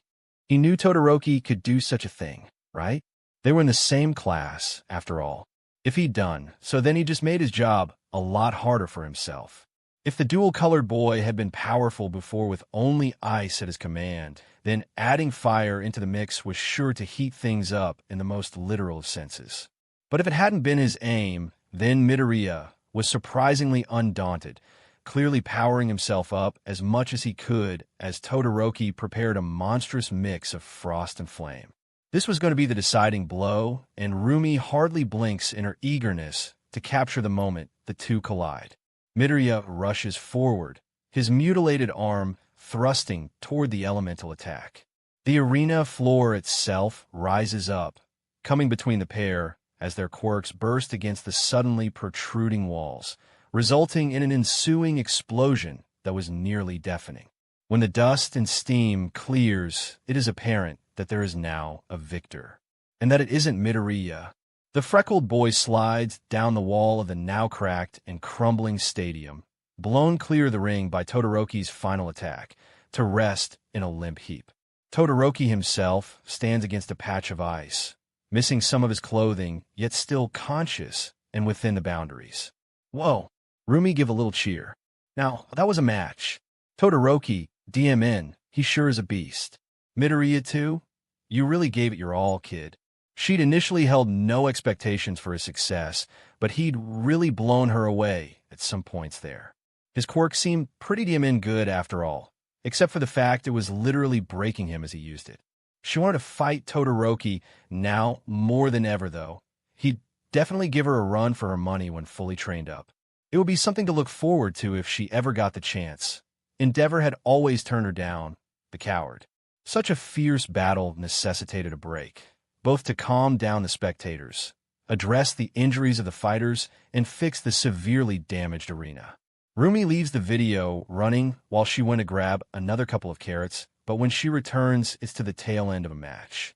A quick check back revealed that this was in fact the second bout she's missed. The engine-legged boy had instantly overrun his vine-haired opponent to push her out of the ring, and soon after the bird-faced boy had repeated the tactic he'd used the shield user against the pink-colored mutant, who also hesitated in the face of his aggression and was swiftly sent over the edge. Well, whatever. Kirishima, the winner of the arm wrestling contest, was facing Bakugo, and scored a quick hit against him too. Bakugo's swift retaliation hardly seemed to faze the rock-solid boy one bit, and now the red-haired teen wasn't letting up at all, in fact, viciously swiping for the other boy's face. In an unexpected show of restraint, Bakugo was actually holding back against his opponent, seeming content to merely avoid the rock-hard fists while his opponent began to tire himself out. Rumi sniffs, a little put out by the display, until Bakugo grew tired of dodging, and now the battle was being fought on his terms. The multitude of his explosive barges were certainly having the desired effect now. One final blow was all he needed, a massive detonation that sent his opponent crashing to the ground in a defeated heap. Just a few fights left to go. Rumi thinks, then I'll probably have a nap afterwards. Todoroki was up once more, now versus Engine Legs, who'd certainly not been able to prove himself in the first fight, and his second was over in a flash. Would this be a proper matchup? Not if Todoroki had his way. Instantly, there were waves of ice surrounding his opponent, hemming him in and reducing his range of movement. That didn't stop the other boy, though. He simply leapt clear of the trap and delivered a powerful kick to Todoroki's back. Hell yeah, was that Luna Fall? Kickers represent. Rumi cheers, pleased by the familiar attack. Unlike her own moveset, however, Engine Legs didn't follow up with more brutal strikes to his fallen enemy, but chose to grab a hold of him to drag the boy out of the ring. He never made it. Ice began to creep up his body, forming a solid cocoon that froze him in place. As he was unable to free himself from the frosty entrapment, the match was over. Well, that could have been worse, I guess. Todoroki's ice was certainly a dangerous force to tangle with, but where had his fire gone? Hopefully it would resurface at the finale, but there was another bout to go before then. The darkly shimmering monster attached to the bird-faced boy had rendered all his previous encounters trivial, easily able to overwhelm any defenses in a storm of aggression. Somehow that was no longer the case. The once fierce beast now cowering under the heat of Bakugo's explosions. This wasn't a fight between the top students anymore. It was a one-sided annihilation. Unable to withstand the frenzied bombardment, Birdface had simply given up. The first actual yielding of the whole tournament. Boy, that's a letdown. Just when things were looking to get really spicy as well. Rumi sighs. Bakugo lay atop his opponent, clearly willing to blast him into SBM Sen had. He not offered his surrender. It was just more proof of his willingness to ensure his victory, and Rumi is really beginning to admire the spirit he was showing. Last one. You just got to take down Todoroki. If you can make it, then I guess you've earned my respect a bit. And her offer as well. The commission wouldn't dare say no. Rumi shifts, making sure she's extra comfy and has a carrot to hand. There is no way she's missing even a moment of what's sure to be a momentous confrontation. Part of her is glad she hadn't just skipped to the end to find out who the best fighter was, and had stuck out the whole thing. It wouldn't have been nearly as worthwhile. Bakugo was grinning viciously, a stark contrast to Todoroki's aloof stare, and Rumi's own mouth is beginning to match it. The fight was on. In an instant, a humongous wave of ice engulfed the blonde boy, a move so reminiscent of Todoroki's first tournament attack. SHD. Come on, Rumi whispers. Bakugo was not one to give up like the tape-elbowed boy had. Surely? Indeed. It was clear from the dull thuds ringing out from within the iceberg that he was not sitting idly by until he could be freed. The ice cracked, splintered, and then burst open, revealing the fighter within. No longer encapsulated in an icy prison. In an instant, Bakugo was bearing down on his opponent on the trails of his burning hands, deftly avoiding another attack. In a flash, he was blurring over his opponent to grasp him by his twin-colored hair and jacket, ruthlessly yanking him up into the air and hurling him across the stadium. Todoroki was tumbling, but managed to arrest his flight before the edge, jetting away on an ice slide to return to the fight. Bakugo was clearly eager to charge him again, avoiding another icy attack to lunge at Todoroki with another blast ready. Todoroki had been ready this time, pushing his arm aside to return fire. But somehow no fire arrived. Instead, he opted to merely fling Bakugo back a few feet and hold his position. Weak. Fight or fold. Defense will only get you so far. Rumi frowns, displeased by the restraint. Certainly Bakugo was not willing to let him have a breather for long, running back into the fray before launching himself skyward once more. As Bakugo rose, Todoroki's left side burst into flame once again. There it is. Bakugo spun through the air, unleashing a truly colossal blast against his opponent. Todoroki's fire dissipated, throwing up another shield to protect him against Bakugo. It was torn asunder, dashing the boy against the gigantic ice wall behind him even as that too was rendered into chunks. A tiny shriek escapes Rumi's throat as she beholds Todoroki lying amongst the wreckage, even as Bakugo begins to shake his clearly knocked-out opponent in disbelief. That was it? Really? Ugh. The hell's wrong with your kid, Endeavor? Rumi says, as she angrily waved the carrot. The kid had buckled. The aggression, the drive. Where had it all gone? What had he been trying to prove? All that for whatever.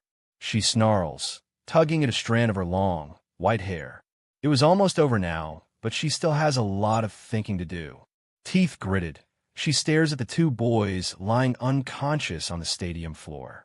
It takes her a few minutes to calm down, but eventually she unpauses the video. With the tournament concluded, one way or another, afterwards came the award ceremony. Not really a thing, she's a typically massive fan of herself, despite having taken a winning spot at more than a few. Hanging about to bask in everyone knowing you were the winner wasn't all that fun for long, when you could be going to find another fight somewhere else. And there was definitely one winner unhappy to be there for this particular event.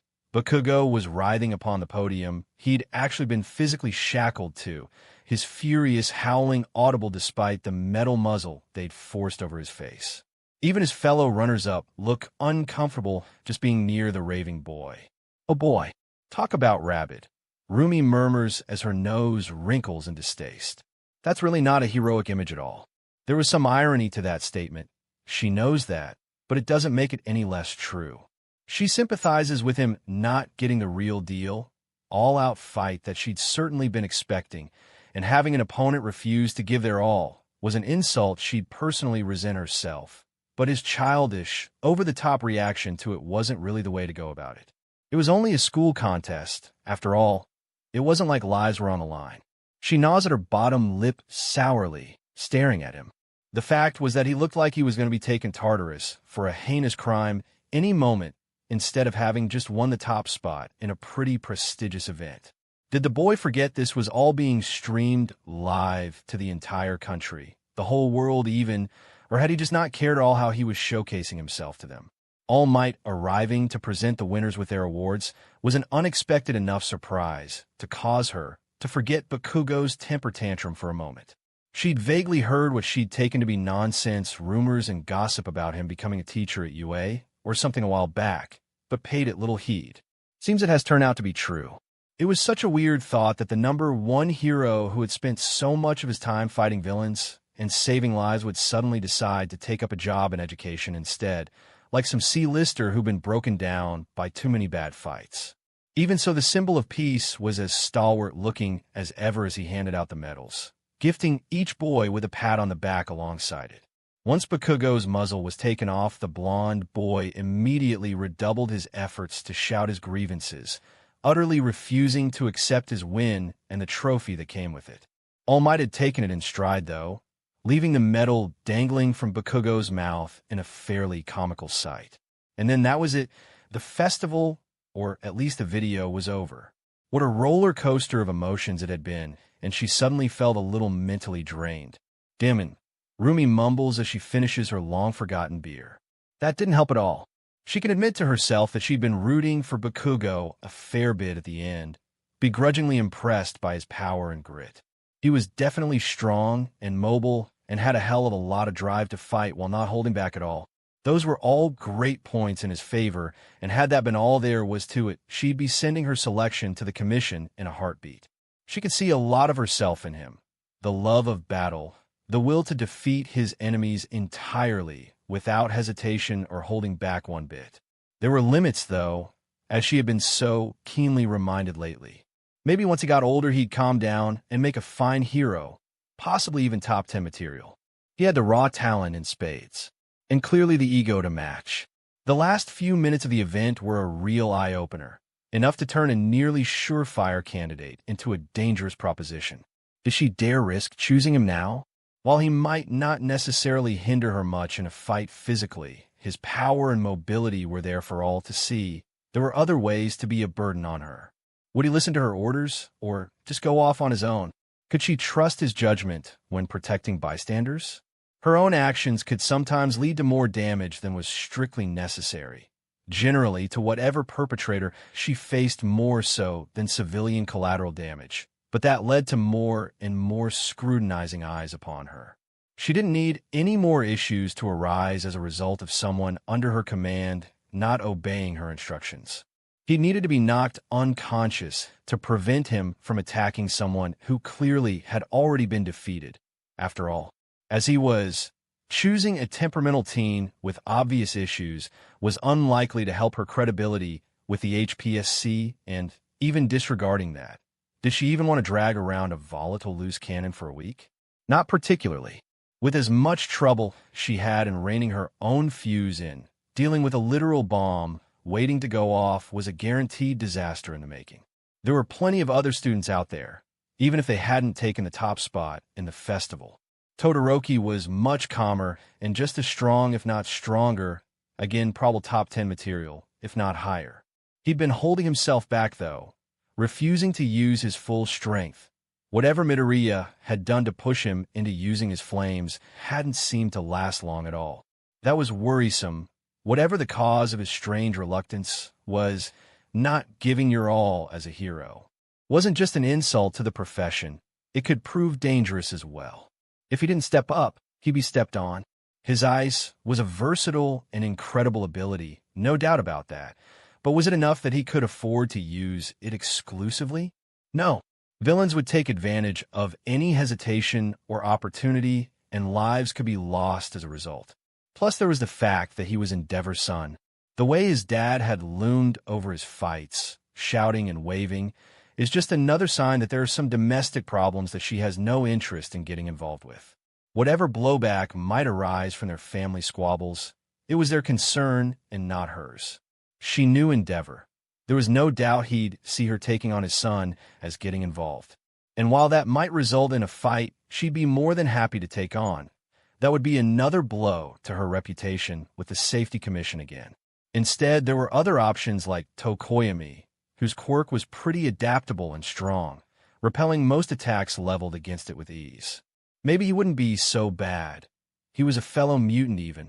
On the flip side, he seemed to be pretty stationary, relying on his familiar's reach to attack his opponents. Could he even keep up with her? A limited-range quirk with no physical bolstering didn't exactly match her style. And his hesitation in his last bout against Bakugo was another worry. Or the Gravity Girl. She had a lot of spirit, refusing to back down even while outmatched and trying clever moves to compensate. That was important, yet her quirk just wasn't strong enough to help her close the gap and defeat her opponent, her tricks subsequently failing at the crucial point. The two boys with the hardening and steel quirks were resilient but couldn't withstand Bakugo or Todoroki's firepower and certainly weren't fast enough to follow in her wake. They'd only get left behind. The engine boy, the one who'd been missing from the award ceremony for some reason. His movesets seemed like they were similar to hers. Compatible fighting styles were rare and a point in his favor, but his fights had hardly been stellar, and he seemed to lack staying power. Rumi drums her fingers against the laptop, contemplating the events she had just seen, the numerous faces and quirks over and over. Fast but not strong enough. Strong but not fast enough. Strong, fast, but otherwise unsuited or problematic. None of them were good enough. Ugh, this is why I hate teaming up, she murmurs, running a hand down her face. She has to make a choice today. The commission has handed her an ultimatum. They wouldn't just accept that she hadn't found a suitable candidate despite the extremely limited time she'd been given. Perhaps they just force some random student on her to teach her a lesson, someone sure to drag her down. She chews her lip, stuck between rocks and hard places. Maybe Bakugo could be wrangled without causing too much trouble if she kept a close enough eye and firm stance. It wouldn't be an enjoyable experience, but it looked like biting that bullet might be the best option she has. It wasn't like he had no redeeming qualities at all, at least. And she had said if he won the bout with Todoroki, she'd given the offer. It was only fair, right? As she takes a bite out of another carrot, the green stalk catches her eye, and she pauses, staring at it suspiciously for a moment. Then she rewinds the video. A familiar bruised and freckled face stares back at her on the screen, clearly in pain, yet a determined fire blazing in his green eyes. Midoriya maybe could have beaten Todoroki, fighting hard despite his injuries. He'd shattered those walls of ice like it was nothing, even through the damage it caused his body. Like Bakugo, he hadn't been content fighting against an opponent who wasn't giving it their all. Whilst fighting Todoroki, he'd managed to provoke the other boy into using the fire he'd hesitated to show throughout the event. Twice even. It had totally cost him the match and probably a position at the winner's podium, but it was still impressive. He'd fought and struggled every step of the way, as many had, ultimately showing a true hero's heart even if he hadn't won the day at the end. Even so, he too just hadn't quite hit the mark in her measuring up. Maybe it was how unassuming he generally looked, or how much he'd been crying through the festival. Possibly it was because she had rescued him and the fallout from that unfortunate event. Had she been subconsciously rejecting him because of their connection, or was it something else as well? He had significant strength. Anyone could see it. He destroyed Todoroki's ice nearly as easily as Bakugo. Certainly the right drive. Continuing on fighting, even as his very bones cracked, was no small feat personality-wise. He was obviously on the softer side. There was no denying that. But with the right tempering, he too could become something quite special. The whole time she'd been looking for the one who was the strongest, the fastest, the most driven, the very best of them all. Enough so that they wouldn't weigh her down as she did her job, and she'd be able to get back to doing her thing solo, as quickly as possible. Was that really what she needed? Maybe I've been looking at this the wrong way. She ponders thoughtfully, tapping a finger against her lip. She shakes her head in bemusement. Had she forgotten that she was Mirko? No matter what chain she is bound with, she will persevere and jump to greater heights than ever before. There aren't really any pros that measure up to her standards. A bunch of teenagers barely into hero training never stood a chance. There is almost no point analyzing them all so deeply now that she thinks about it. She would show the commission exactly what they asked for, just a little restraint to get them off her back, and then things would soon return to normal. All they wanted her to do was let a prospective hero follow her around for a week. That was it. She picks up the empty can and crushes it in her fist before throwing it aside. She's already met Midoriya, even protected him. He seemed like a good kid, and hey, she could even admit to herself he was a little bit cute too. Not that such a thing matters at all, of course. But perhaps it was a tiny bonus. Perhaps she could bring herself to help WHB him into shape a bit while she was at it. He sure looked like he needed it. It was only a week, after all. Who knows? Maybe he could become the #2 hero someday and owe it all to her. It was an amusing thought. Clicking back to her email again, she opens up the commission's message to find the necessary forms. All right, if I gotta do this then. Midoriya. Guess you're the lucky one, she says, typing his name. For a moment, she stares at it. Was this really the right choice? It wasn't too late to change her mind. And then she shrugs, sighs, and clicks send. Mr. Aizawa is talking, but Izuku can't spare him the attention he normally offers his teacher.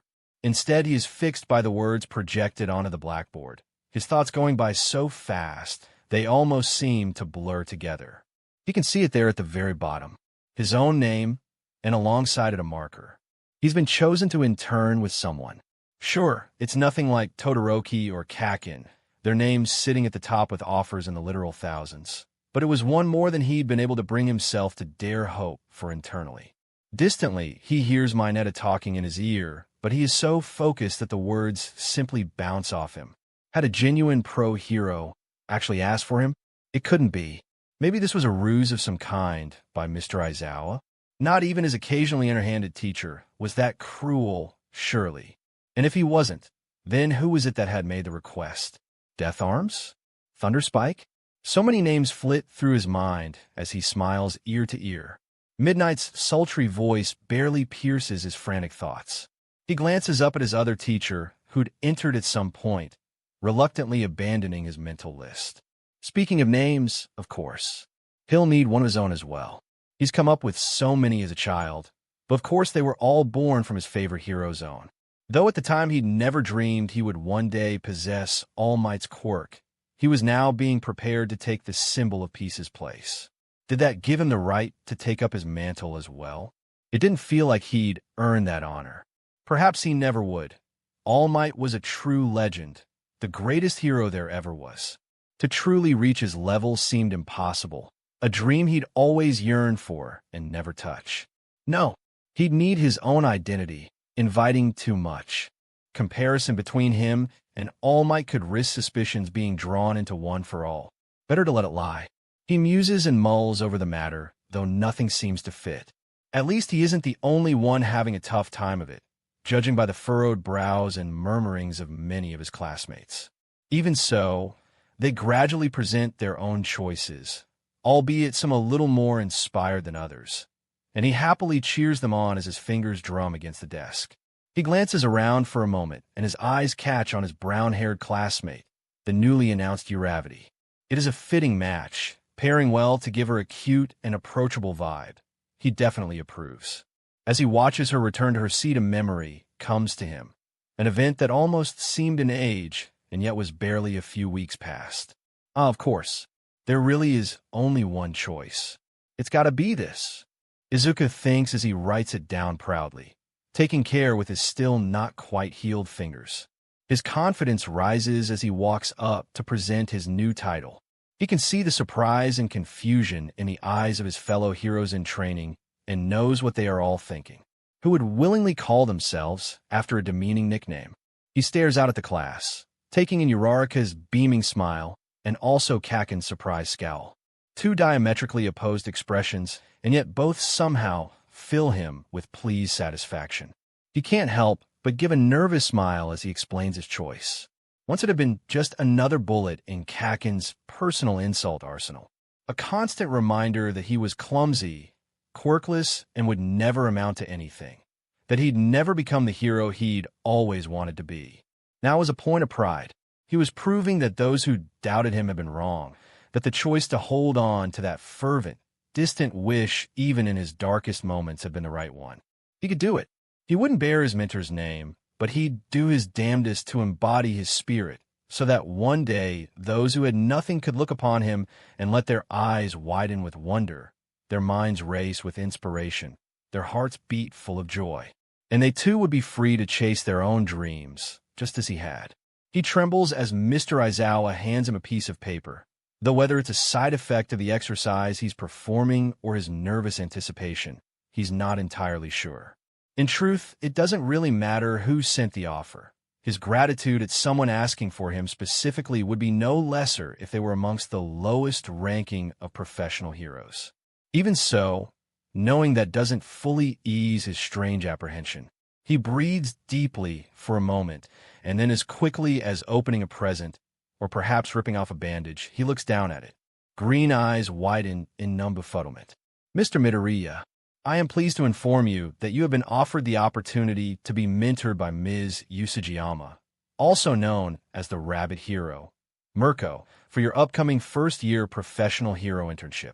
If this is a proposition you wish to accept, then we will be more than happy to arrange it. We eagerly await your response. Mr. Ajino, Hero Public Safety Commission. Surely this is wrong. Somebody somewhere has just made an error of some kind, the sort that happens all the time. A tiny mix-up that would soon be rectified. After all, there was no way in hell that the Rabbit Hero was looking for an intern. It just doesn't make any sense. Izuku knows she's never made an offer to work under her before. To anyone. In fact, her dislike of even fighting alongside established professional heroes was well known throughout the community, as were her mocking remarks about those who operated in teams or with sidekicks. Was this truly the ruse he's been dreading? Hey, Midoriya, who'd you get? A voice chirps curiously. He doesn't reply, cannot reply. Instead, he sinks back in his chair, muscle training abandoned. Mr. Aizawa, is this real? His voice cracks as he barely manages to ask. There isn't a mistake? Tired eyes land upon him for a brief moment. It's legitimate, is Aizawa's only response as he continues to hand out lists. Some personalized ones to the few who'd managed to draw sufficient attention, and a generic tally of less discerning hero agencies to everyone else. They have 2 days to pick their options. With only one draft pick, he's hardly spoiled for choice, but even if he'd been as inundated in offers as Kaken was, this is undoubtedly better than he could have dreamed of. Mirko wants to team up with me? The thought reverberates around his head, growing louder with each pass. One of the top heroes had not only saved his hide, but additionally seen enough potential in him at the festival to actually want to teach him personally. Just as All Might had.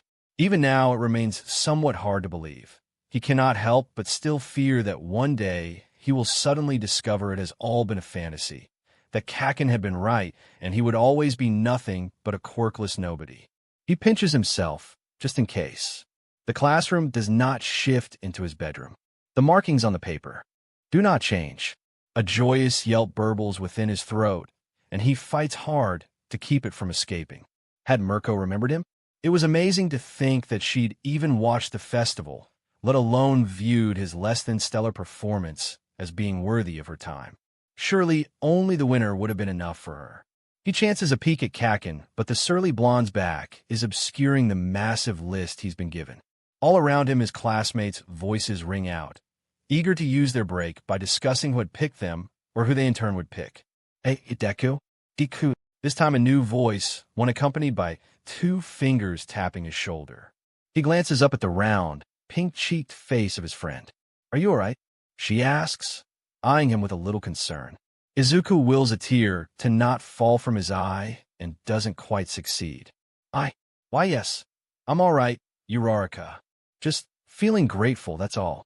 Have you made any decisions yet, or are you still thinking it over? He deflects, now curious as to what her own options are. I'm thinking I'll go for the battle hero, Gunhead's agency, Uraraka declares happily. He stares silently for a moment, slightly stunned by this unusual choice. You're not going for a more rescue-oriented hero, like Miss 13? Gunhead's a more combat-focused hero than I expected, he murmurs in surprise. Other classmates crowd around as Uraraka nods and adopts a battle pose, throwing some mock punches. That's right. After my fight with Bakugo, I realized that I want to get stronger. That way I can be ready for all situations. Plus, learning from a fighter will help to not cement my way of thinking, you know? Uraraka explains, still in her stance. Kakin growls slightly, though Izuku is so well-tuned to the sound that he doubts anyone else nearby can hear it. Still, he does his best not to react, but nods instead, impressed by her decision. Right, that's smart, he says as Azui and Ishido also voice their approval. Well, I'm going to study under Captain Selkie, the frog-quirked girl offers. He's a sailor. Ribbit, the spotted seal hero? That's interesting. I have wondered how your quirk works in the ocean as opposed to salt-free freshwater. Frogs generally aren't well suited to such environments, but you're not an actual amphibian, so maybe that doesn't matter as much. Then again, you suffer from other frog-based effects, such as a weakness to cold temperatures, right? So, logically speaking, Izuku begins to mutter to himself, overwhelmed by his thoughts. Ishido giggles at him briefly, shaking her head and sticking out her tongue in amusement. I haven't made any choices myself. We still got a couple days, though, so who knows? She admits, looking fairly blasé. I'm still surprised you didn't get picked by a hero or two, Ojiro replies. Your showing wasn't bad at all. I know, right, need to. Ishido frowns for a second. What the heck? Izuku is surprised as well. While her loss against Tokoyami had been rather decisive, a quirk as versatile as hers, especially when combined with her distinctive looks, seemed like a surefire candidate to be showered in offers. So, Midoriya, you still haven't said who you got, pipes up Mineta as Izuku continues to ponder Ishido's misfortune. Come on, spill it. Is it a chick? I bet it is, right? Is she hot? Oh, he's caught off guard a little. Well, actually, it was Mirko. His quiet confession is met with a sudden drop in volume as all nearby conversations halt, replaced by gasps of surprise. Even Kakin abandons his list, turning around to glower at Izuku. No way. A personal invitation from an absolute babe like her? You lucky dog. Mineta gripes, grasping his ball-like hair in frustration. Mirko, the rabbit hero? I didn't know she even had an agency. Ojiro murmurs. That's right. She actually doesn't. So this was really unexpected, to be honest. Izuku confirms a little sheepishly. I don't think she's ever offered an internship to anyone before. Kakin's glare intensifies, but Izuku manages to suppress his habitual shiver. Big deal, you damn in nerd. So what if you got an offer from her? I got top 5 heroes asking for me. Mirko's AF in nobody in comparison. The brash explosion user boasts, slapping his desk. WL, that's great, Kakin. You dash. Izuku attempts to respond, even as the other boy gets up and walks away with a derisive scoff. Part of him still burns with indignation as he watches his former friend push his way out of the classroom. Is easily buried, though. He's had lots of practice. Well, I hope it goes well, Deku. Good luck. Uraraka says, though her smile seems a little tight. Why, yeah. Same for you and everyone else. Guess this will be our first real taste of what it's like to be proper heroes, he responds, starting to gather up his things and holding on to the offer he's been sent tightly. The chatter begins to fall off as the students disperse to their next class, though their excitement for the experiences yet to come still lingers in the air. At the end of the day, Uraraka calls out to him once more as the class prepares to leave. He gladly waits for her, though it is a shame Ida is not also there to join them, as he often does. Upon opening the door, they are ambushed by the unusual greeting of someone who's been lying in wait. The sight of the number one hero bending forward and almost vibrating on the spot is an unexpected shock. "I am here," the symbol of peace exclaims as Izuku takes a reflexive step backwards. Standing strangely, his confusion at All Might's unusual behavior doesn't have time to settle, though, for his teacher swiftly attempts to pull him elsewhere. He can only offer Uraraka a somewhat guilty smile, though she weighs him on, unbothered. "Go ahead, Deku. I'll hang around," she says cheerfully, taking out her battered flip phone. All Might is suspiciously silent as they leave her standing there until Izuku can no longer contain his boiling over curiosity. What's this about All Might? But All Might merely shakes his head until they are in a more secluded location. "Young Midoriya, there's been a new development. Another draft pick for you came in earlier." He finally answers. He stares at his mentor in amazement. More pros were interested in him. His luck really was increasing, it seemed. But as he looks at his hero, he can see a noticeable strain to the ever-present smile, a hint of a drop of sweat beading on his brow. Something is definitely wrong. A few tense moments pass before he responds. "Wow, that's great. Who is it?" "Gran Torino is his name. He was once employed at UA, though it was just for a year. I was a student like you then. He was actually my homeroom teacher." All Might's actual teacher?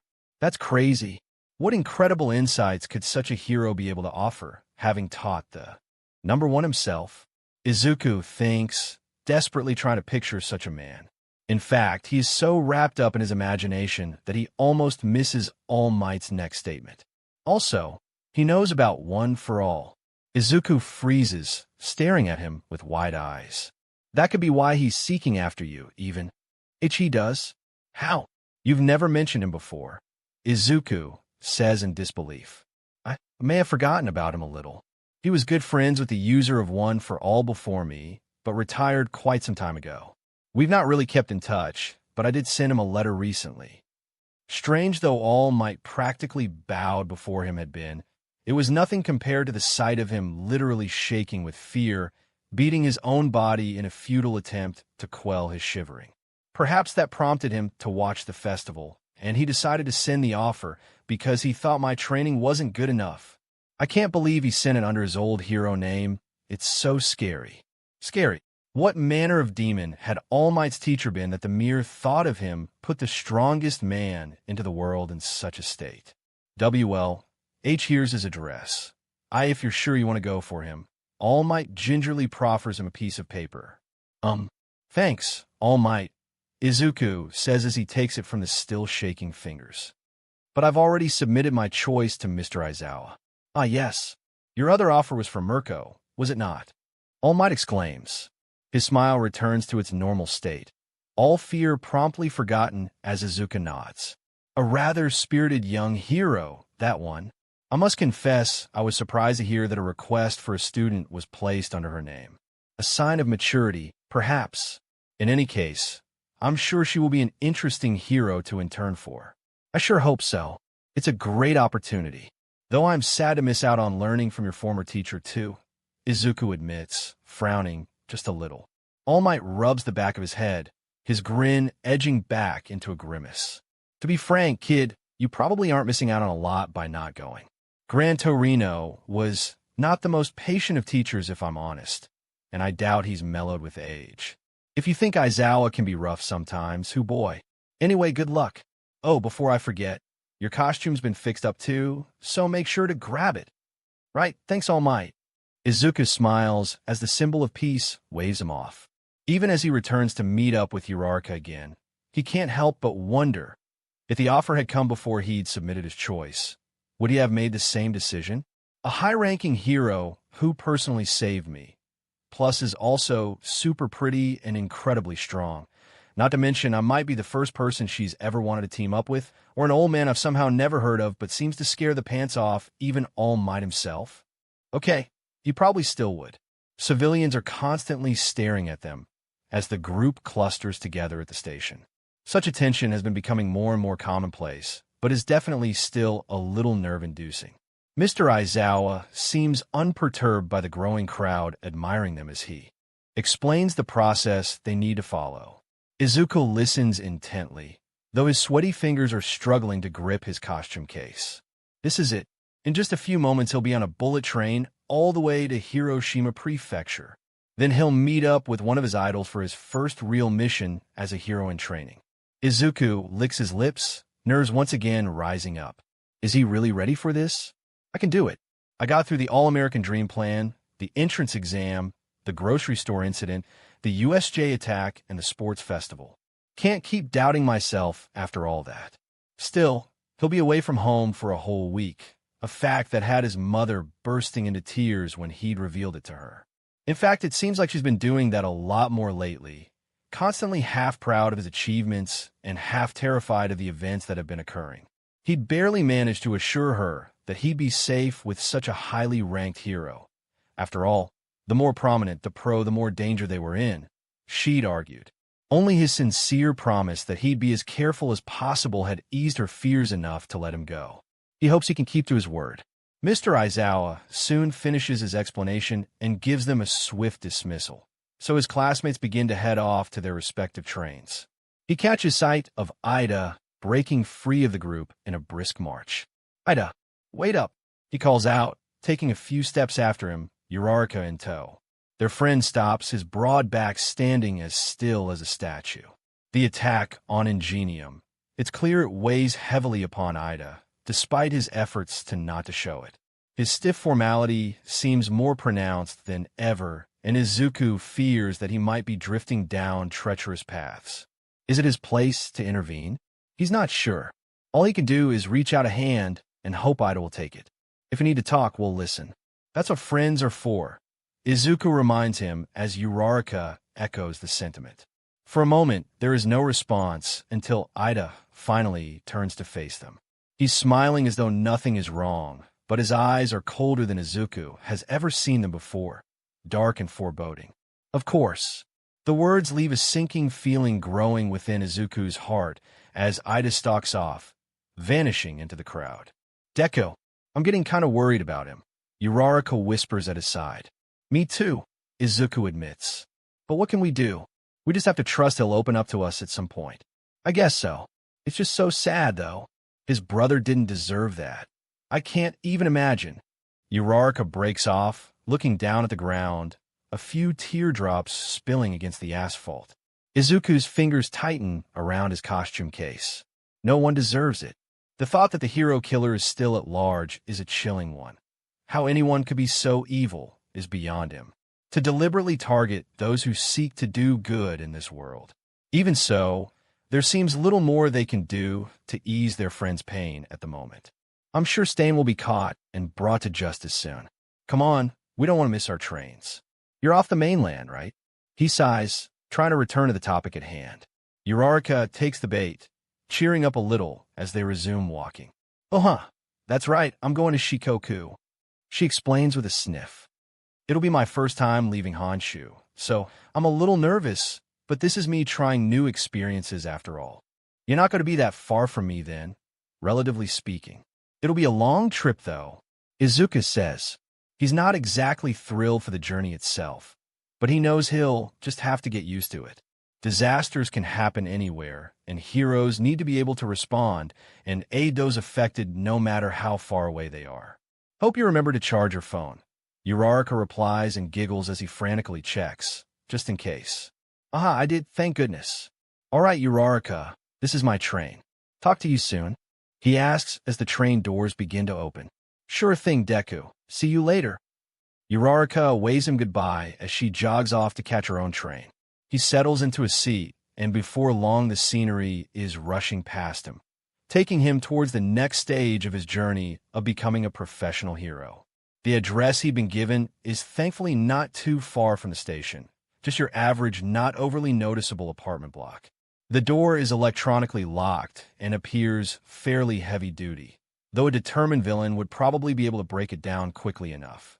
Next to it is a control panel with a speaker and an assortment of buttons. He rechecks the address he'd been given. This is the one. Probably. Gingerly, he presses the largest button. I am visiting number 11. It's Midoriya. If that helps. He speaks into the panel. There is nothing but static for several moments until suddenly the door slides, opens silently, disappearing into the frame. He stares inside, feeling a touch apprehensive about taking the first step. Here we go, I guess. The inside is fairly homely, faded blue carpet under his feet and red wallpaper with swirling patterns on it. The windows he passes are all sparkling clean, both inside and out. Clearly, whoever the caretaker of the block is, they take pride in their work. Distantly, he wonders if their quirk aids in their job, perhaps some sort of soap dispensing ability or a mutant quirk that gave them fluffy hands for wiping. Seems nice, he murmurs, some confidence returning. Most of the doors he passes have a nameplate of the occupants attached to them. Number 11 is one of the few that don't. The darkwood barren and somewhat mistreated by comparison, clear scratches and dents dotting the surface. As he raises his hand to knock, it swings inwards to reveal red eyes staring into his. He freezes, staring at the person on the other side. A gorgeous, brown-skinned woman in her 20s wearing a loose-fitting gray t-shirt and short leggings is scrutinizing him carefully. Now that they are face-to-face, he is struck by the fact that the Rabbit Hero is actually looking up at him slightly. He'd hardly had the presence of mind to notice it when they'd previously met, but in the numerous videos he's watched of her, she'd always seemed to be taller than she is in the flesh. Perhaps it was her ears that gave the illusion of height, or maybe her somewhat larger-than-life personality. Either way, short or not, she could certainly crush his skull in an instant if she felt like it.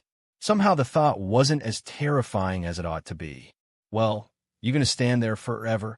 Mirko asks him brusquely. Coming already. Oh, I am sorry, he squeaks out, quickly scooting inside. I don't know if you all remember me, but dash. Midoriya Izuku, yeah? The kid who's, but I saved, I do remember. Mirko interrupts as he closes the door behind him. You can put your stuff on the table. Gee, great.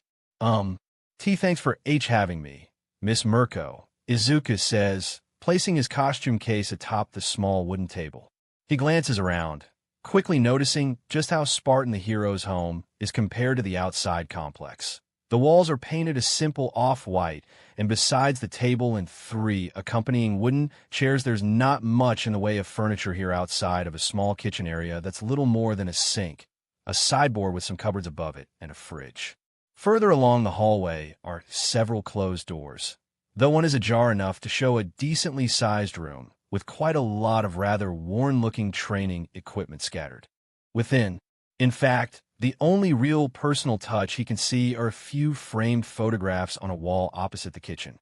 All of them are of a smiling, dark-skinned woman and a snowy-haired man gazing fondly back. Those must be her family, he thinks, though he notes neither has her distinctive ears. He's so caught up in looking around that Mirko's belated response catches him off guard. Don't mention it.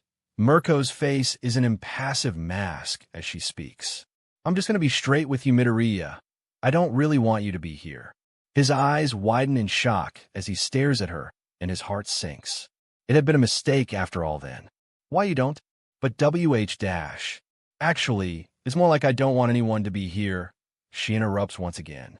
If you're as big a fan as you've claimed, I'm sure you're aware of my stance on team-ups. I am, why yes. You've never had an intern, or even a sidekick before. You don't even have a hero agency. Instead, you just go around fighting villains across Japan. On your own, Izuku says, a little bewildered. Right, I guess you do know your stuff.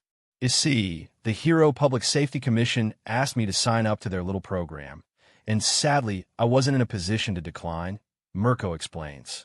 So yeah, not entirely thrilled about this whole event. I like to be free to do my own thing. The Hero Public Safety Commission. Now he could remember, he'd been too amazed by who the offer was about to pay much attention to who'd actually written it. It certainly hadn't been Mirko herself. But why would they send? Oh, is this about the villain you saved me from? Izuku realizes his voice choking. Mirko winces slightly, no longer meeting his eyes. Well, I guess you could say that's a part of it, she confesses, ears dipping downward slightly. Tears begin to fill his eyes now. What a fool he'd been. He'd gotten it all wrong. Mirko hadn't chosen him for his potential or anything of the sort. He'd actually been forced upon her. If only he'd kept his head down when that villain had showed up, she'd be free to continue doing her job and helping people in need instead. Oh no, I'm so sorry. I should have. You didn't need to, and maybe if I speak to Mr. Aizawa or someone, we can dash. She glares at him, holding up a hand to silence his word vomit before running it over her face and sighing. Listen, I just wanted to set the record straight beforehand. There's no sense in lying about it. It is what it is. Don't get me wrong. I did ask for you specifically, so I'm kind of glad you accepted. I wasn't sure what those damn in suits were going to do if you decided to go for some established agency's offer instead. Izuku blinks, still stunned by this new revelation, before he shakes his head. I only got one other offer, and that was after I'd already accepted yours, he admits. She squints at him before shrugging. Huh, that a little unexpected. You did decent enough in the festival. He rubs the back of his head in embarrassment. It's probably due to my quirk. It's kind of volatile, Izuku says, his freckled cheeks painted pink. Yeah, guess that could put people off, Mirko grunts in agreement. Turning away from him, she cocks a thumb at the adjacent room. Anyhow, since you're staying for a week, I've set up a futon for you to sleep on. I'm sure you've been taught not to go looking through other people's things, but just in case I'll warn you to keep out of my bedroom. I would never dash, he interjects, but she holds up her hand once more. Yeah, I don't doubt it, but I still gotta lay out the ground rules. That's the bathroom over there. Obviously keep a wide berth when I'm using it as well. You're free to use my lifting gear if you want to, I guess. Otherwise, try not to break anything. She continues, tapping off on her fingers. Let me know if there's anything you need as well. Think that'll do for now. You eaten yet? And not since breakfast, he says. He brought a light snack for the train journey, but a protein bar was hardly a filling meal. Mirko nods, gesturing to the tiny kitchen. There's probably enough ingredients, and such if you feel like making yourself something. I'm not much of a cook, to be honest, don't really have the patience for it. But I'm happy to get a takeaway or something too, though, if you want. He glances over at it and considers his options. If you'd like I see, can probably make us something for us be both. She raises an eyebrow at him before grinning in a way that makes his already fast-beating heart speed up. All right then. Fuel's important for a hero. Kid, this'll be your first chance to impress me. Mirko says, barking out a laugh. No pressure there then. I'll try my best. Any requests? Izuku asks, pulling his rucksack off and setting it beside his costume. Nah, whatever's good with me, really. The rabbit hero grunts dismissively. All right, then. I'll see what I can do. Squaring his shoulders, he rolls up his sleeves and prepares to go to work. Not too bad, Midoriya, Mirko says between bites. I've had worse for sure. Thanks. It's actually a recipe from Lunch Rush's official autobiography and cookbook, Izuku mutters, quickly tucking into his own meal to ease his embarrassment. It's the first time in a long while he's had a proper meal like this with someone who isn't his mother, and he's not quite sure how he feels about it. Lunch Rush? Oh yeah, that guy, don't really read that kind of stuff, honestly. So you're a fan of his too, huh? Mirko responds airily. Oh, of course. I admire every single hero, Izuku earnestly declares, no matter their rank or quirk. And here I thought I was special. Guess that means I'm just part of the crowd then, she replies with a sly smirk. You're right, it's just that. Why, you're definitely one of my favorites, Miss Mirko, the green-eyed teen confesses shyly, unable to look her in the eye. Mirko's grin widens as she sets her plate aside. But not number one? Izuku lets out a nervous laugh, but quickly fills his mouth again, earning an amused chuckle. Now I'm a little curious. Just which hero do you like the most, then? Mirko asks, resting her chin on the back of her hand as she peers at him. All Might, he states without hesitation before swallowing the last bite. White ears pull back as the rabbit hero guffaws, shaking her head. Yep, okay, that's fair enough. He's number one on every list. For good reason. The guy's got it all, Mirko agrees. Or at least he used to. He's become a teacher at your school now. Hey, I saw him at that sports festival thing. Why, yeah, he has. It was pretty surprising to hear, honestly. Izuku admits. We're very lucky to be taught by him. The dark-skinned woman hums, drumming her fingers on the table. I'll say, he's been out there kicking more, but in saving more lives than everyone else combined for ages, never taking a break. And now he's basically quit being a hero to teach you brats instead, Mirko says slowly. Seems kind of weird to me, don't you think? His breath catches in his throat. Does she suspect something? Surely not. Nobody knows about their connection, and he absolutely cannot afford to let anything slip. I guess so. There's a lot of theories and speculation on why out there, but they haven't told us anything about it. He responds, the lies sticking in his throat. Mirko's crimson eyes weigh heavily on him, and he wills himself not to buckle.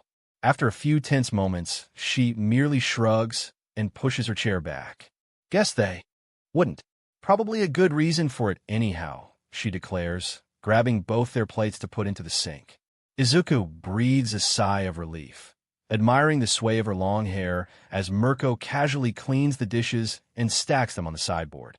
In almost no time at all, she's turning back to him and clapping her hands together. All right, kid. Now that's out of the way, I guess we've got to start training you up to be a proper fighter, she says confidently. Put on your costume and meet me in the gym. He watches her saunter off, excitement and apprehension warring within.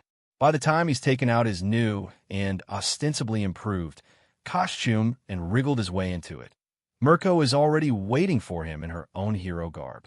Took you long enough, kid. Gotta be quick about these things. Every second counts when you're on the job, you know. Sorry, Miss Mirko, Izuku says sheepishly. She's right. I'll have to practice putting my costume on until it's a seamless process. Mirko looks him over, eyeing his costume critically. It doesn't look too bad, I suppose. Anyway, I reckon it's time we talked about your quirk. He gives a quick nod, licking his lips nervously. Okay, tell me, just what exactly is it? You barely used it until the tournament, but when you did it seemed decently strong. A complicated question with a dangerous answer, but one that All Might has coached him on answering to ensure the secret stays safe. Well, it's really just a strength enhancement quirk. I build up and then release power through my arm. Mirko's eyes narrow, lips thinning. Yeah, I think there's more to it than that, if you ask me. She refutes, suspicion evident. Izuku's BLD freezes once more, but he doesn't have time to think of an answer before the hero is suddenly in front of him, grabbing at his wrist and inspecting his hand. His face flares instantly, and he lets out a surprised squeak. But most of all, he's strangely distracted by how his crooked hand stands out in contrast to the smoother, darker skin of her own fingers. Seems like there's some kind of nasty side effect, too. I don't think you had those last I saw ya, Midoriya, she remarks, thankfully releasing her grip on him before he can grow too flustered. Aye. Why, yes. The power is too much for me to handle, so it kind of breaks my bones, the teen slowly admits. And I needed to have surgery to fix them after the sports festival. Too strong for your own good. Huh. Mirko says, lips pursed. Has it always been like that? Ever since you were a kid? Izuku gulps, licking his lips. It's more of our recent development, he offers weakly. His hesitation earns him a suspicious snort, but fortunately Mirko doesn't pursue it any further. Can you turn it off without any issues, or does it always blow up on you? Yes, I can dissipate it safely. It only causes me damage when I release it outwards, he explains, clenching his fingers into fists and uncurling them a few times. You know, there'll be very little point in you even coming here if the very first time we run into trouble, you end up turning into a walking fracture, and I gotta carry you to a hospital. I don't need that kind of thing weighing me down. Not to mention the commission probably have something to say about it as well. Izuku bites his lip, shifting in place. There's no doubt having his internship cut short due to needing his limbs to be surgically reassembled once more would be painful in more ways than one. There would be no getting an opportunity like this afterwards. All right then, kid. Show it to me. He startles, meeting her firm gaze. Hey, are you sure? I mean, what dash? Yeah. Gotta see what I'm working with as soon as possible. So get on with it. Daylight's wasting. Mirko cuts him off impatiently. While not exactly reassured, Izuku nonetheless grits his teeth and concentrates on the power within. Writhing energy suffuses through him, red lines crackling to life across his right arm as Mirko observes intently. It looks kind of cool, at least, the Rabbit Hero says with a wry grin. Exactly how much control have you got over it? I can reduce the power slightly, so it only goes through a finger instead of my whole arm, he explains. That's about it, though. As Mirko stares expectantly, he focuses harder, reducing the power input to just his right index finger. She inspects this too, before shrugging to herself. All right, that'll do for now. He releases the energy flow gingerly, the quirk's effects soon vanishing as though it had never been there at all. Mirko's sharp gaze doesn't lessen, however. So, you build up the power in your arm, like tensing your muscles to prepare for rapid movement, but with an additional force behind it. He nods slightly. Why, yes, that's right. Tensing my muscles is actually part of it. I have to clench my buttocks while gathering the power, then I release it while punching. Mirko's ears wiggle as she chuckles. I see. Like jumping then. Yes. Actually, it kind of helps with that too, helping me to jump higher and move faster. He recalls the first time he ever used one for all. How high he'd leapt into the air to smash the face of the towering zero-pointer. He'd thought nothing of it at the time, as he'd been much more focused on saving Uraraka, then dealing with the injuries that occurred as a result, and finally his, frankly somewhat surprising, entrance into UA. In retrospect, a lot had happened in those few seconds. If Uraraka hadn't been able to halt his momentum with her quirk, he'd probably have suffered much worse than just a shattered arm upon being too swiftly reunited with the ground. Oh, he couldn't stand to imagine how his mother would have felt.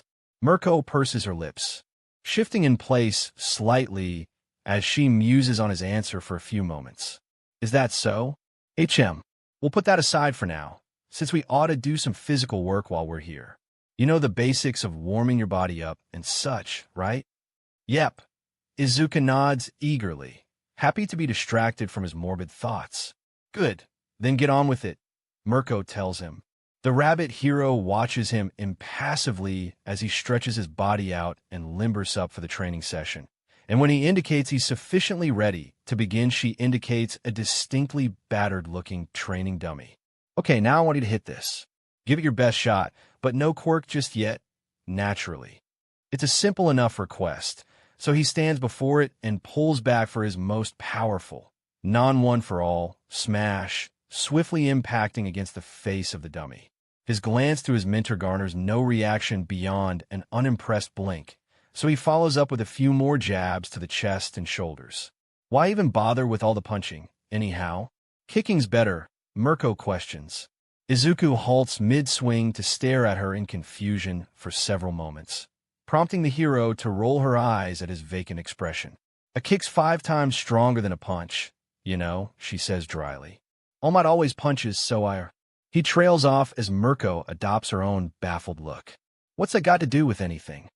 She asks, wrinkling her nose cutely. Well, it's just that I thought if I fought just like him, I'd become just like him, right? He's the best after all. It's a hastily thought-out answer at best, but what else is there to say? Now that he thinks about it, surely there must be a reason why his mentor never uses his feet in combat. Izuku can recall every single one of All Might's smashes, but not one is a kick. He can't recall anyone ever asking about it. All Might punches. It's just what he does, a fact of life as ubiquitous as grass growing, birds flying, or the sun shining. You're just completely basing your fighting style on his, Mirko says flatly. Kinda? Yeah. His sheepish response earns an exasperated grumble from the Rabbit Hero, who runs a hand over her face. Oh boy. Listen, kid, watching and learning from pros is one thing. Seeing what works and what doesn't so you can refine your own skills, that's fine. But just trying to blindly mold yourself to be exactly like someone else is pointless. His expression clearly doesn't hold whatever response she desires, so she continues on. Basically, you ain't All Might, and you never will be, She jabs a finger at him as she speaks, the tip impacting his chest to emphasize her words. I guess not. He mutters a little mournfully. The admission cuts slightly, stinging in some small, strange way. He cannot deny the truth within it, though. While he does bear one for all, he is certainly not All Might. Mirko graces him with a rap to the head with her knuckle before stepping back again. Don't look like a scolded puppy. There's no shame in that, Midoriya. You're just a kid right now, nearly as green as your hair. Hell, Endeavor's way below him, and I'm not even on that level. Not yet, anyway. Izuku recoils from the unexpected strike, though it doesn't actually hurt at all. Fortunately, Mirko doesn't notice this habitual reflex, as she's already turning away. Still, he's given pause by her approach. His longing to emulate and even surpass the greatest hero in history has been his driving force since childhood. Having the unimaginable honor of receiving the hero's quirk was a dream come true. But while All Might had been able to use one for all from the moment it was gifted to him, Izuku has been far less adept. All Might has never seemed worried by his inability, steadfastly assured that mastery would be attained with time. Is he simply trying to use it incorrectly, or does his failure to wield the quirk stem from innate incompatibility with it? It's a question he has asked himself many times, dreading the answer nearly as much as he craves it. What are you standing around for? Have another go at it, Mirko commands him. Dutifully, he shakes himself free of his contemplation and readies himself to begin once again, but before he can even attempt it, Mirko's arm shoots out to halt his movements. Nah, none of that. Kick it this time, she commands. But he begins to protest. The Rabbit Hero sighs, rolling her crimson eyes. You want to learn from me? Then do as you're told, kid. No point having a whack at it like some meathead boxer obsessed with manliness. Kick it. A little perplexed by the analogy, but otherwise left unable to argue, Izuku stares down his inanimate opponent for a moment before striking forward with his foot, lightly grazing the dummy's side and stumbling forward from the attempt. Eesh. Talk about sloppy. But that's not really surprising, I guess. Mirko remarks. Okay, watch me. Pushing him gently yet firmly aside, she takes his place. There's a blur as her leg connects with the head of the training dummy, sending it flying across the room to bounce off the wall with a clatter and land amongst some discarded weights. See what I did there? Mirko turns to him expectantly. Maybe, he says uncertainly. Mirko frowns before walking over to retrieve the dummy and righting it once again.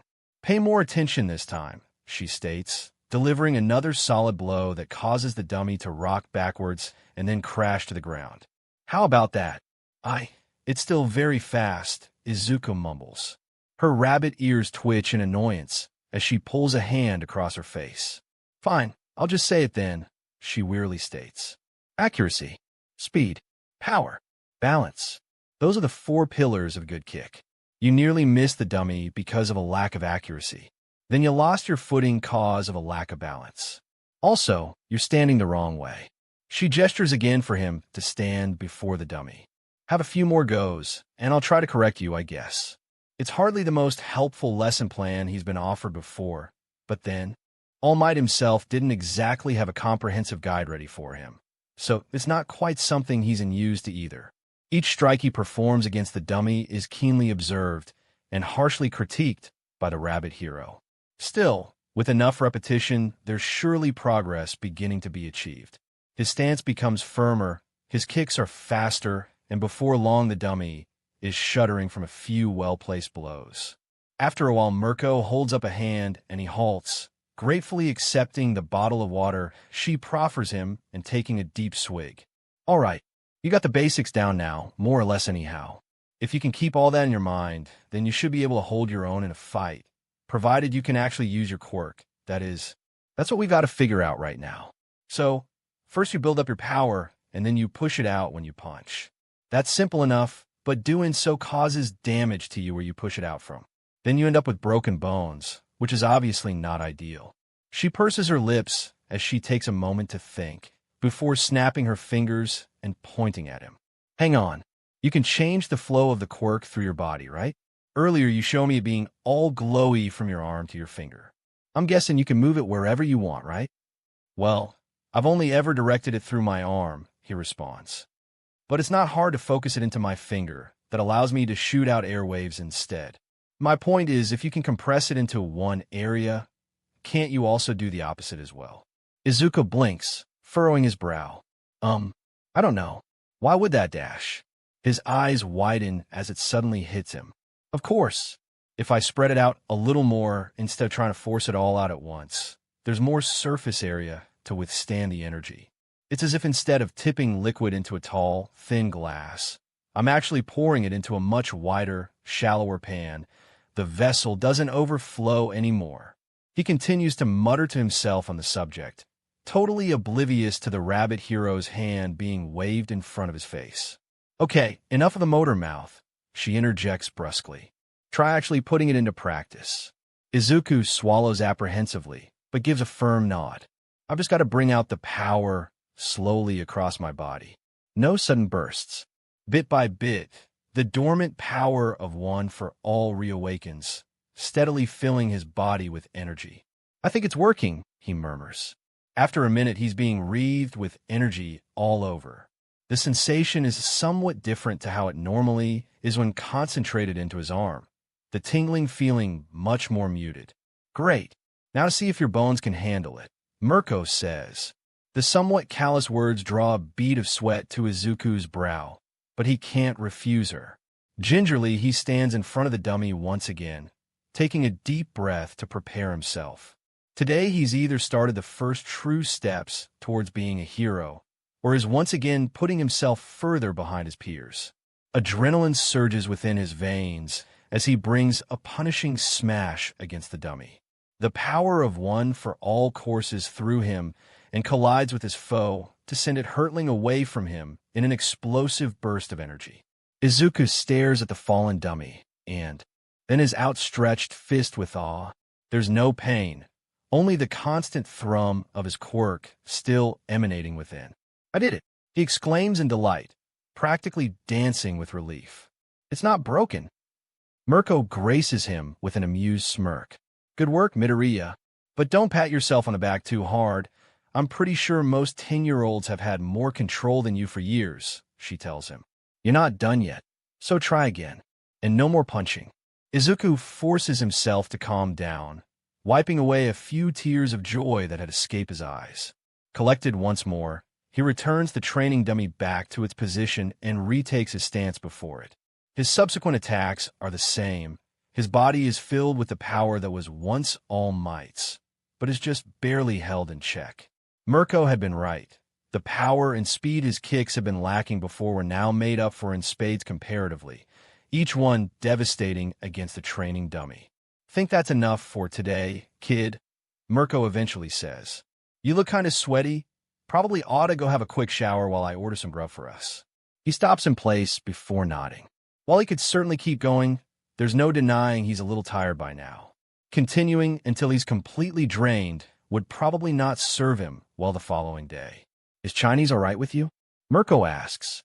That's totally fine by me, Miss Mirko, he says with a small smile. Good, she sniffs. The gym is quickly put to order once again, and Mirko disappears into her bedroom, while Izuku heads into the bathroom.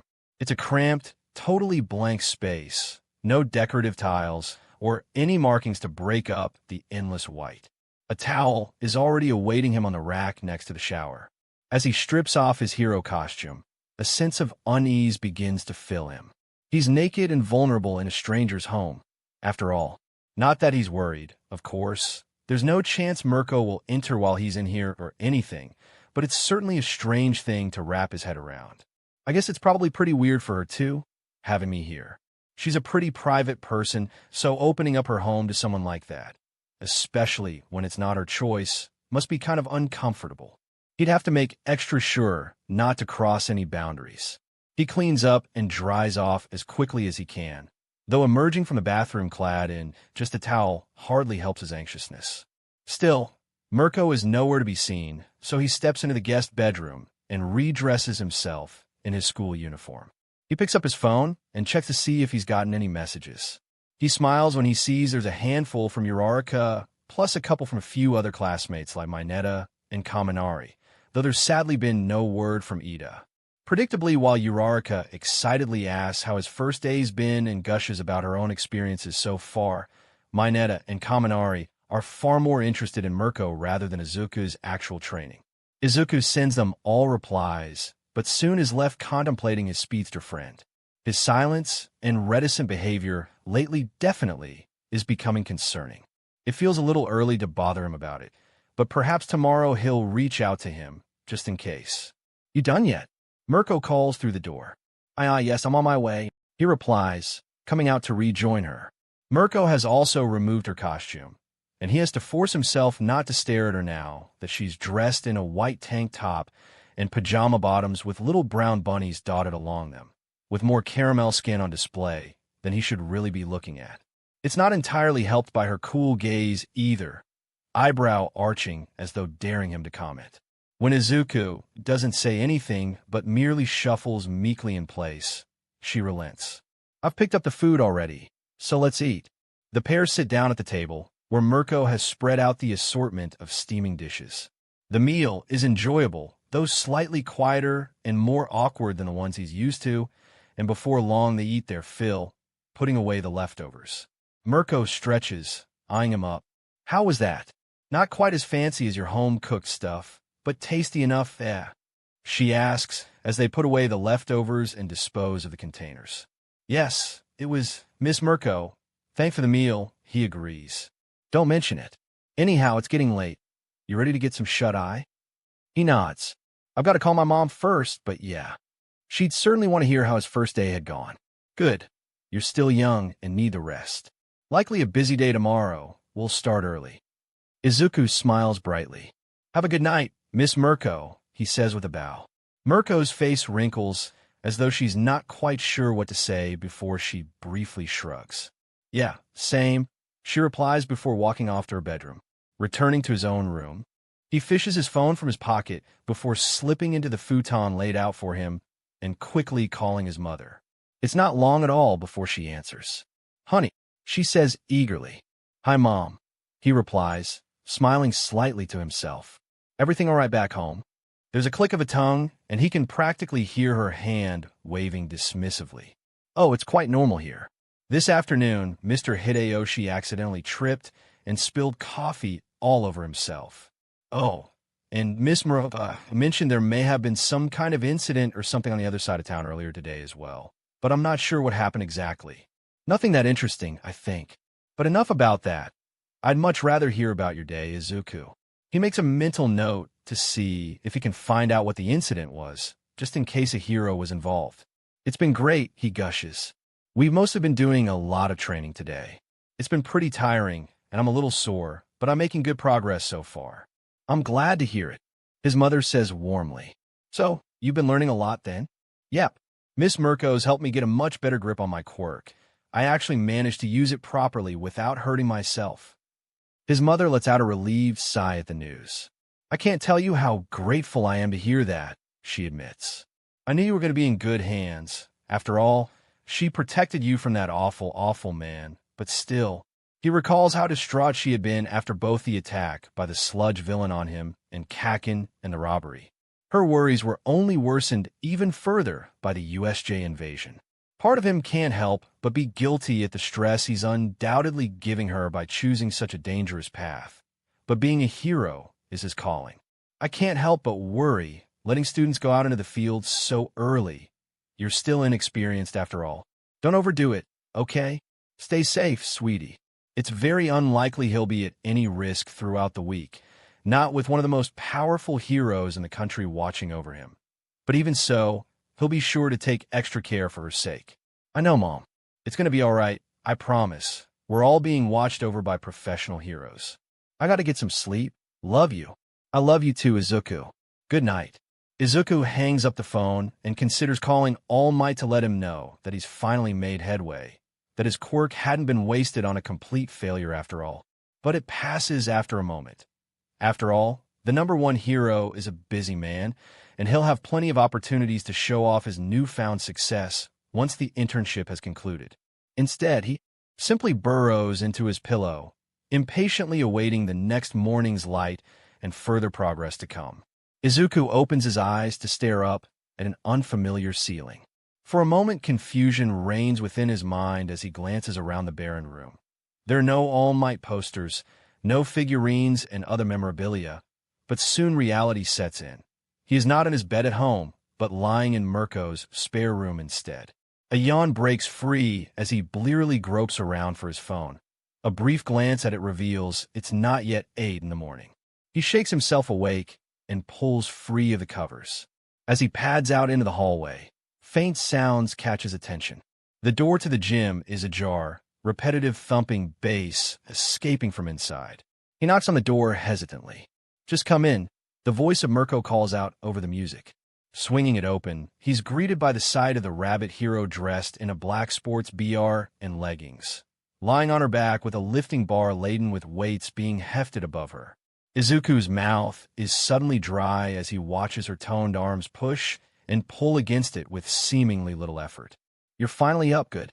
I was gonna wake you after I finished this set anyway," Mirko says as she finally puts the bar down and sits up, switching off the music on her phone. Izuku is a little too busy tracking the progress of a bead of sweat as it trickles down her toned abs to pay her words much mind. But Mirko clicks her fingers at him, and he jerks his head up, face bright red. Yes, sorry. Gee, good morning, Miss Mirko," he says, swallowing heavily. "I know, it must be so hard to ignore," the hero brags with a smirk. "But sadly for you, you're not here to admire the view. I've got to hit the shower. You mind getting breakfast sorted?" "Oh, of course. Anything in particular you'd like me to make?" she asks, still unable to look her in the eye. "Protein and plenty of it," Mirko grunts, jumping up and stretching in a way that has Izuku captivated once again. "You can get started any time now," she chides, and he flees with a squeak, her laughter echoing in his ears. Izuku tries his best not to focus on the sound of the shower running while he works, though he does nearly drop a carton of eggs when she suddenly starts belting out a song he's never heard of. Her singing voice isn't exactly tuneful, but she's got heart, if nothing else. Before long, she's striding back into the kitchen, looking refreshed and now dressed in her hero costume. A pair of hearty dishes are placed on the kitchen table, still steaming and ready to eat.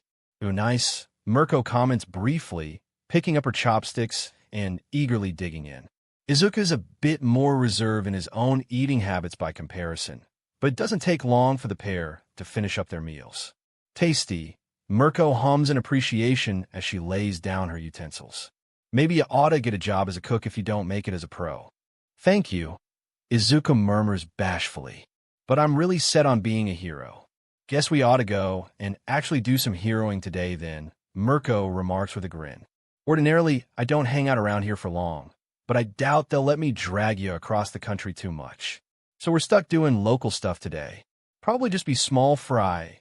Boring for me, but good for a newbie like you, I guess." Excitement fills him at the prospect of his first taste of real hero work. Some actual field experience with one of the best pros. Then a stray thought crosses his mind. "Actually, I do have a question if you don't mind. Miss Mirko, why is it that you own this place?" Izuku blurts out. Mirko's long eyelashes flutter as she blinks rapidly. Gotta live somewhere, don't I?" she says, scratching her nose. "And no, I mean, it's just that you don't spend much time in the area, as you said. Since you travel all over Japan, having your house be on one end of it is a little confusing to me," he elaborates. She squints at him for a moment before shrugging. "Well, I've been in and out of hotels a lot and rented a few places here and there for a time. But I was born here. No place like home and all that," Mirko explains. "Going where the wind takes me is nice, but coming back does have its perks, I suppose." The Rabbit Hero looks towards the wall where the smiling couple gaze back at them. A pensive expression crosses her face for a few moments before she shakes her head with a frown, rising to her feet. "Anyway, enough of that CRP.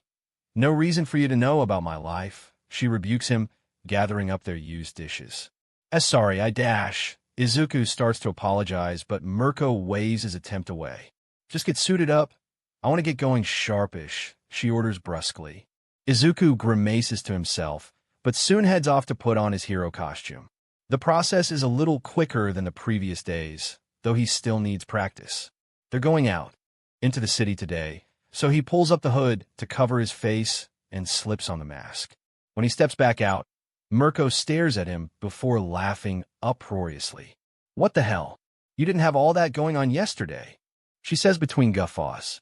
He shrinks in on himself a little, shuffling in place. "Boy, your ears are nearly as big as mine." Mirko smirks, wiping away a tear. "I don't know if I should be flattered or not." It's meant to be hair, actually." Like All Might's."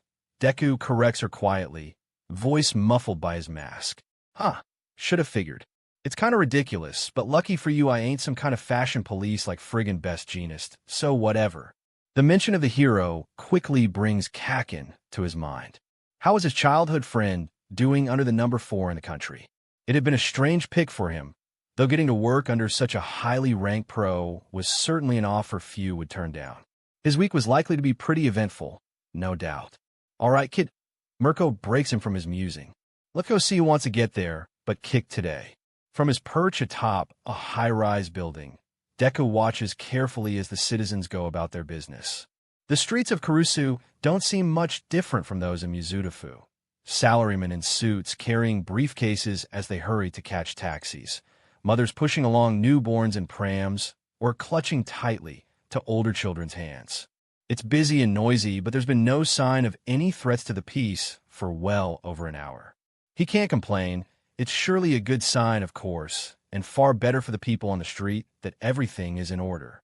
But even though it's not very heroic, there's still a small part of him itching for something, anything to happen. Beside him, Mirko scans the area, her large ears constantly moving to pick up the slightest sound, nose sniffing for anything out of the ordinary. Her own disappointment is much more obvious, her face souring at the lack of action. "Nothing happening here, either," she soon states, a bored note in her voice. Time to move on. He scarcely has a moment to register her words before the hero is a sudden blur of white, brown, and purple. He's left with little choice but to scramble to follow in her wake. The wind pulls the adornments on his hood back as he keeps his focus on the figure ahead of him, desperate not to be left far behind as she easily bounds across the concrete monoliths. The power of one for all resonates within him, filling him with the energy he needs to go faster, run further, feel fiercer. It's an unfamiliar feeling still, and he has to fight to keep it even, a fight he has no choice but to keep on winning. Just as abruptly as she left, Mirko halts once again, dust and flecks of gravel bursting away from where her iron-shod feet have landed. He joins her after a few moments, though she pays him no heed, once again surveying the area. Looks like we've got something now," Mirko declares, a little more vigor in her tone as she crouches down. Gazing at her in askance, Deku steps forward for a better view of the street below. No smoke rising from damaged buildings, no sirens wailing, no civilians running. Looks a lot like the last few stops. There must be something I'm missing, but what? "See that guy over there?" Mirko responds to his unasked question with a finger outstretched toward the young man, likely in his early 20s, shuffling about in front of a flower stall as he seemingly peruses the flora on display. Deku squints at the figure. There's nothing particularly noteworthy about him. While he is wearing dark clothes, sunglasses, and a cap that somewhat obscures his face, it might simply be his preferred fashion choice instead of an attempt at concealing his identity. As Deku observes the scene, he turns his attention to the flower stall's proprietor, a middle-aged woman with shockingly orange hair that seems to be moving slightly. She's standing very stiffly, glancing periodically down at something he cannot quite see. After a few seconds, she slowly reaches down and brings out a handful of notes, sliding them over to the man before her. He takes them roughly, but is apparently not satisfied with what he's been proffered, for his hands rise up, and as they do, a glint catches the sun, the sudden shine of metal prompting a frown on Deku's face. The young man leans forward onto the counter, his hands now worryingly close to the shopkeeper. "There it is," Mirko drawls casually. Deku only has a second to glance at her as she effortlessly springs forward, arcing through the air to land behind the man with a thump. Once again, he's left to follow her lead, apprehensively making his own jump down to the ground. "Hey, buddy." I reckon you've got something there that you shouldn't have. Mirko waves a finger back and forth. Am I going to have to take it back? The robber has turned at the sound, but is now frozen, his wide-eyed stare full of recognition and fear. His hands slowly come up, now empty save for the crumpled cash. No, no, no. I'm sorry. The words goes from his lips. I'm so sorry. TCH. Yeah, I'll bet you are. Kid, check on her and make sure she's all right. Mirko barks out. It takes Deku a moment to realize he's being instructed, but he dutifully approaches the flower seller, as commanded. Behind him, he can hear Mirko taking a hold of the criminal and forcing him to the ground to check him for concealed weapons, her voice issuing orders for him to remain still. Up close, he can see the woman's orange hair is actually quite flame-like, in a way that has him wondering if she's related to any heroes. There are quite a few sidekicks under the Endeavor Agency with similar quirks, he knows. Shaking off his incessant hunger for quirk-related information, he turns his analysis on to checking her for injuries. Fortunately, there's no BLD or bruising, that he can see at least, but he's not been medically trained yet. Still, she shakes her head, taking a few deep breaths to steady herself. Are you okay, ma'am? You're not hurt in any way, are you? Deku inquires carefully. No. He just threatened me, that's all it was. I'll be okay. I just need to take my medicine. The woman explains quietly between breaths. It's good that you're safe. I'm really glad. Have you managed to contact the police yet, or would you prefer that we handled it instead? Deku asks in what he hopes is a comforting way. No, I didn't have time to, no. IW would be would be appreciative if you could, she says, still breathing deeply as she fiddles around with a bottle of small capsules. I think I need to call my daughter. Okay, we'll arrange for the police to arrive straight away, he responds, earning a grateful half-smile, half-grimace. Deku turns back to his new mentor, who's finished frisking the unresisting perpetrator for any dangerous objects and is now simply holding him, or more accurately propping up his now somewhat limp body. Mirko glances at him briefly to give a nod as he fishes his phone from his pocket and begins to dial 110. This is Deku. I'm, a UA hero student that's currently interning under Mirko, the Rabbit Hero. There was a robbery, but we've got the robber, suspect under control. No one's hurt and nothing is damaged. Well, as far as I know anyway, he explains, glancing around the area. We're currently at, 3-2, Ruzen Kruzer in Hiroshima. His face twists at the sound of his own voice, so reedy and lacking confidence. He'd have to study up on proper procedure and terminology again. Someone like Ida would be able to give a perfect by-the-book report, surely. Affirmative, hero trainee Deku. We'll send a retrieval team to you as soon as we can. The operator swiftly confirms, thankfully seemingly unfazed by his less-than-stellar details. A crowd has begun to form around them now, and while no one comes close enough to obstruct them, many are holding phones outstretched to capture videos and photographs of the famous hero. Occasionally they call out to her, but she doesn't respond to any of them beyond casting watchful glances around for any other troublemakers. He can see that a few are taking some interest in himself as well, though with his face covered. There's no chance that any of them recognize him from the sports festival. Most likely, they're simply curious as to who he is and how he's teamed up with the notoriously lone wolf hero. It's a few minutes before the police arrive, a van pulling up alongside them, and several men quickly stepping out of it as Mirko casually pushes her prisoner towards them. Good afternoon, I'm Officer Akamoto, and he's Officer Atsutani. This is the suspect in question, yes? Excellent.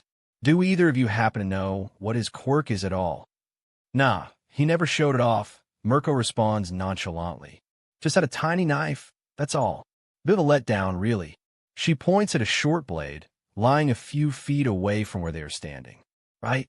Did the smart thing and decided not to make things worse for yourself? Yeah. Officer Atsutani chuckles as he places HNDCFFS onto the robber's wrists. Or maybe it's just nothing dangerous. I haven't got one. The young man whispers despondently. I'm quirkless. Mirko's eyebrows raise, and Deku forgets how to breathe. Oh, are you? How about that? Officer Atsutani pins him with a suspicious glare. Well, regardless, you'd still better not make any more trouble if you know what's good for you. Officer Akamoto lets out a hum of agreement, quickly walking forward to retrieve the fallen knife before turning towards the orange-haired woman. Ah, and that's the victim over there, yes? I'll just go get a statement from her as well then, he declares, marching off toward the flower cellar. Mirko and Officer Asatani exchange details about the situation, but Deku does not listen, his attention instead being wholly focused on the man before him. While quirklessness is not yet so rare that he is completely unaccustomed to meeting others, it still surprises him a considerable amount to meet another one. No, not another one, not anymore. A flare of guilt burns in his heart at the knowledge that he, unlike almost all other quirkless, was lucky enough to obtain one, despite the circumstances of his BRTH, the actual quirk of the greatest hero in living memory, no less. Is a gift this man will surely never be granted. Tears are streaming down the luckless robber's face now, perhaps born of the realization of what his actions will undoubtedly lead to. Deku's mind whirls. What events had led him down this path? Had he been forced into it by lack of other options? He's not much older than me, I think. I wonder if he was ever bullied for it too. People like Kakin and those who'd followed him around in their childhood aren't entirely rare either, he knows. Deku. Mirko's stern call snaps him out of his daze. He turns back to her. If Mirko is concerned by his sudden uneasiness, then she doesn't show it, hooking a thumb out. It's over, we're leaving it to them, she declares, crouching low before taking to the air once again in an explosive burst of speed. He stands still for a few moments more, though he knows he has to move quickly or risk being left there. Officer Atsutani begins to lead the still weeping would-be robber away from the scene, and Deku can offer little more than a backwards glance as he too retreats to follow after his new mentor. In his heart, he knows he bears no fault. A crime has been committed.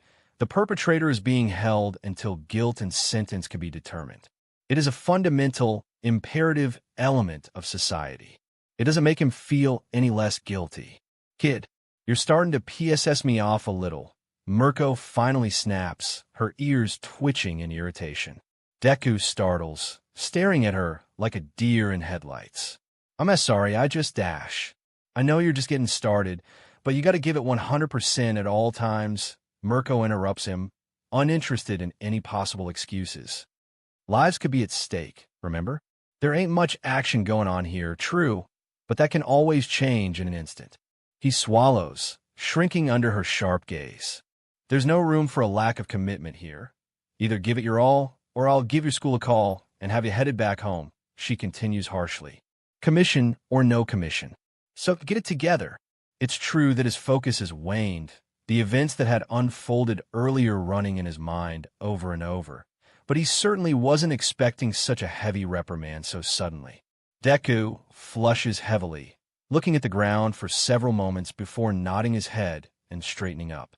I will miss Mirko, plus ultra, he declares solemnly. Mirko snorts, giving him one last glance.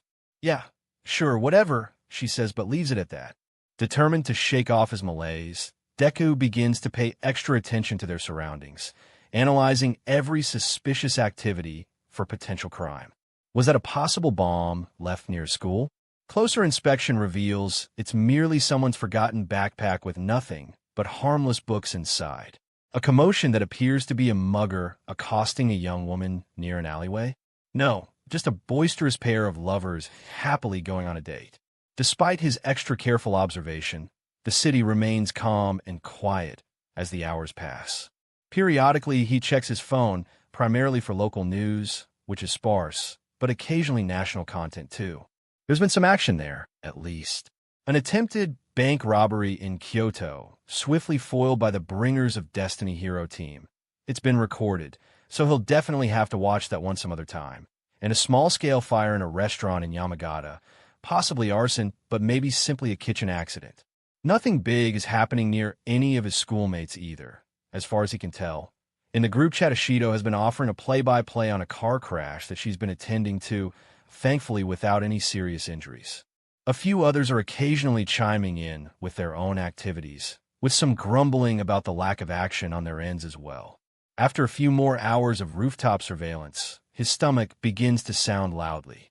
Mirko's ears turn to him, followed quickly by a chuckle and a raised eyebrow from the caramel-skinned hero. "Hungry, huh? Guess it's been a while since we last ate," Mirko says, grinning in amusement. Deku opens his mouth to respond, but his stomach preempts him, swiftly issuing forth further gurgles that have his face coloring in embarrassment. "It's looking like today's a bust anyway," Mirko remarks. "Come on, we'll call it here. I know a place not far from here we can stop and get some dinner at."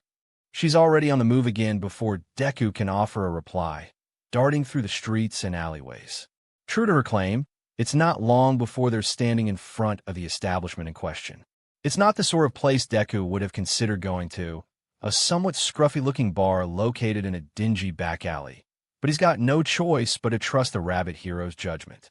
He pulls down the hood of his costume and lowers his mask as they step inside.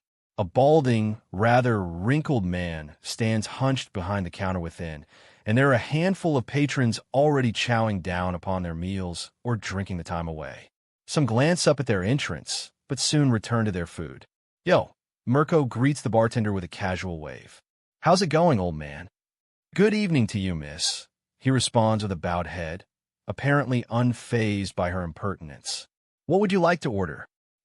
Just some carriage and yakisoba for me, and a couple beers." "What about you, kid?" Mirko responds, shooting Izuku a questioning look. I'll have katsudan, please, with some water," Izuku decides after a short PRD of deliberation.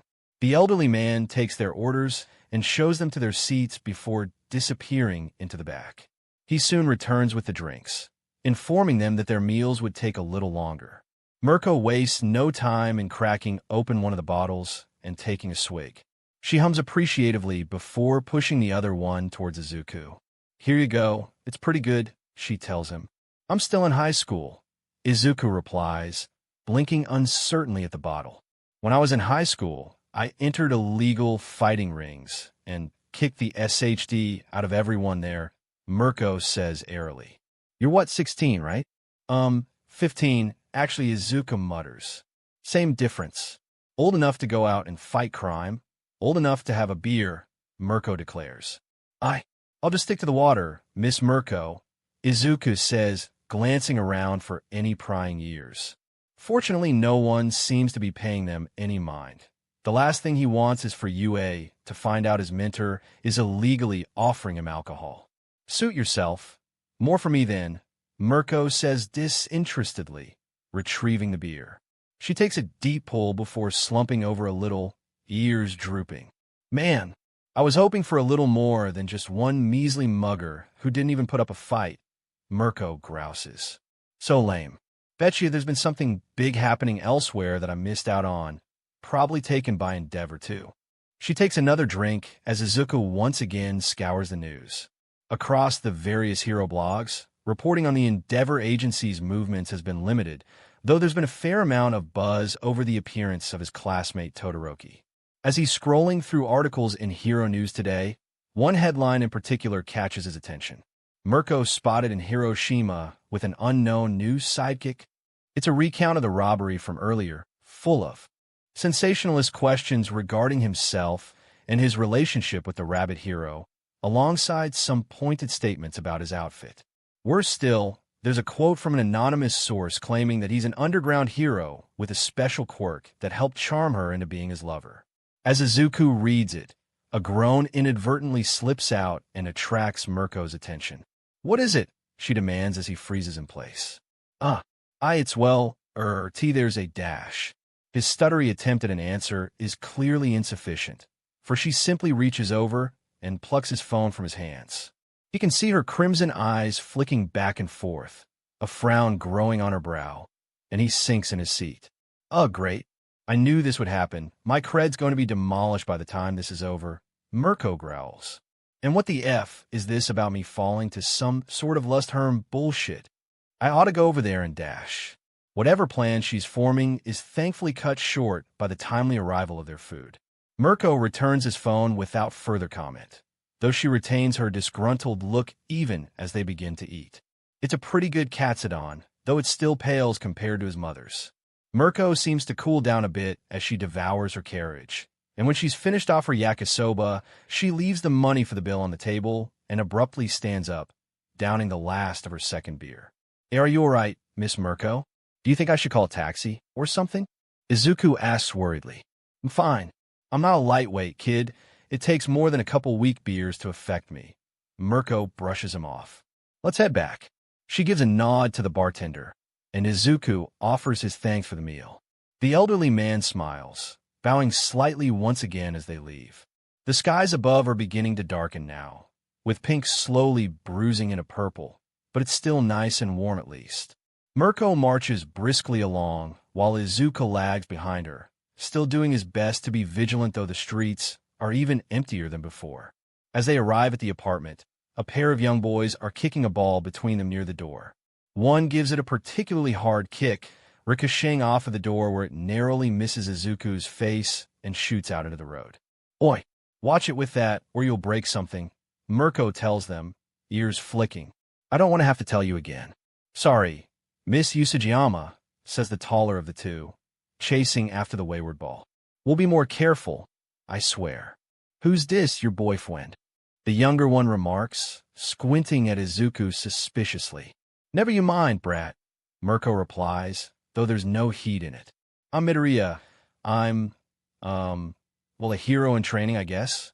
Izuku introduces himself awkwardly. I'm very lucky to have Miss Usajiyama teaching me for a little while. The child continues to size him up for a few moments more before dismissing Izuku entirely. He so is your boyfriend, yuck, he exclaims, sticking out his tongue at Mirko. No, he's not. Now get back inside, or I'll tell your mother what you've been up to, Mirko threatens them, pressing a code into the keypad. The door slides open and the child runs inside with a squeal, the taller one soon following after, clutching the ball tightly. Mirko shakes her head in consternation as she too steps into the building. Kids, I know we need him, but who needs him? Izuku can only offer up an uncertain smile. I don't know, it was kind of cute, he says with a shrug. Yeah, Mirko laughs. Anyway, we didn't get much of a chance for you to actually test your skills back there, so we ought to do some more training at least. Sound great, Izuku beams. Once in the gym, Mirko fiddles with her phone, and her speakers again begin to fill the room with song, this time a little more upbeat. Izuku does his best to limber up, while Mirko idly raises a dumbbell back and forth. Okay, rookie, Mirko declares when she deems him sufficiently prepared, dropping into a fighting stance. This time you'll be sparring against me, not an object. Just try your best to land a hit on me.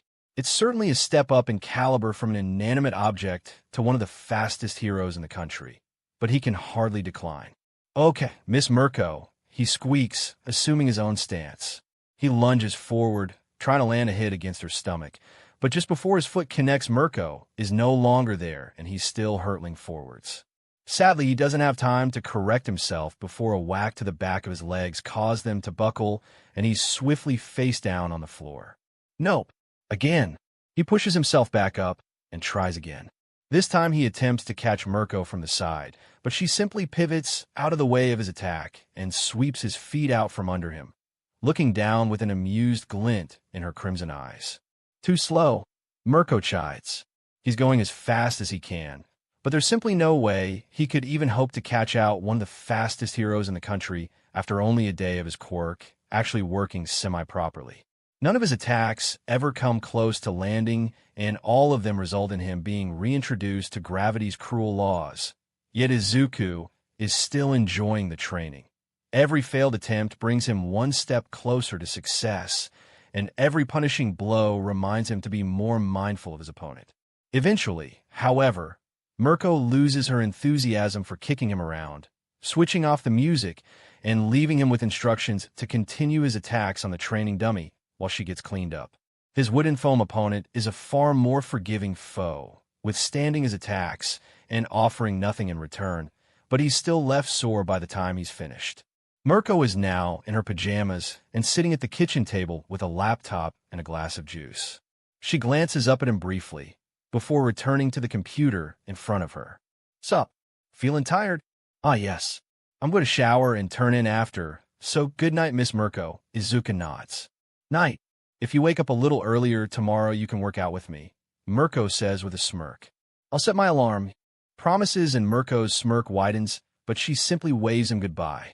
After a quick shower, he's back in his uniform and ready for bed. Ensuring his alarm is set for about 7 tomorrow morning, he quickly texts his mother to let her know he's doing fine. She'll probably be asleep herself by now, he knows. As he snuggles into the futon, he reflects on the past day. It might not have been the big, dramatic debut he'd been hoping for, but it was certainly a good reminder to always give every person and situation the attention they require. He cannot slack off. Plus ultra, he whispers, and sleep soon takes him. This marks the end of part 1 of What If Deku Became Mirko's Personal Apprentice. A big thanks to Viridianflame for granting the permission to feature this amazing fanfiction. Please like the video and subscribe to Deku Universe for more interesting stories. Thank you, and see you soon.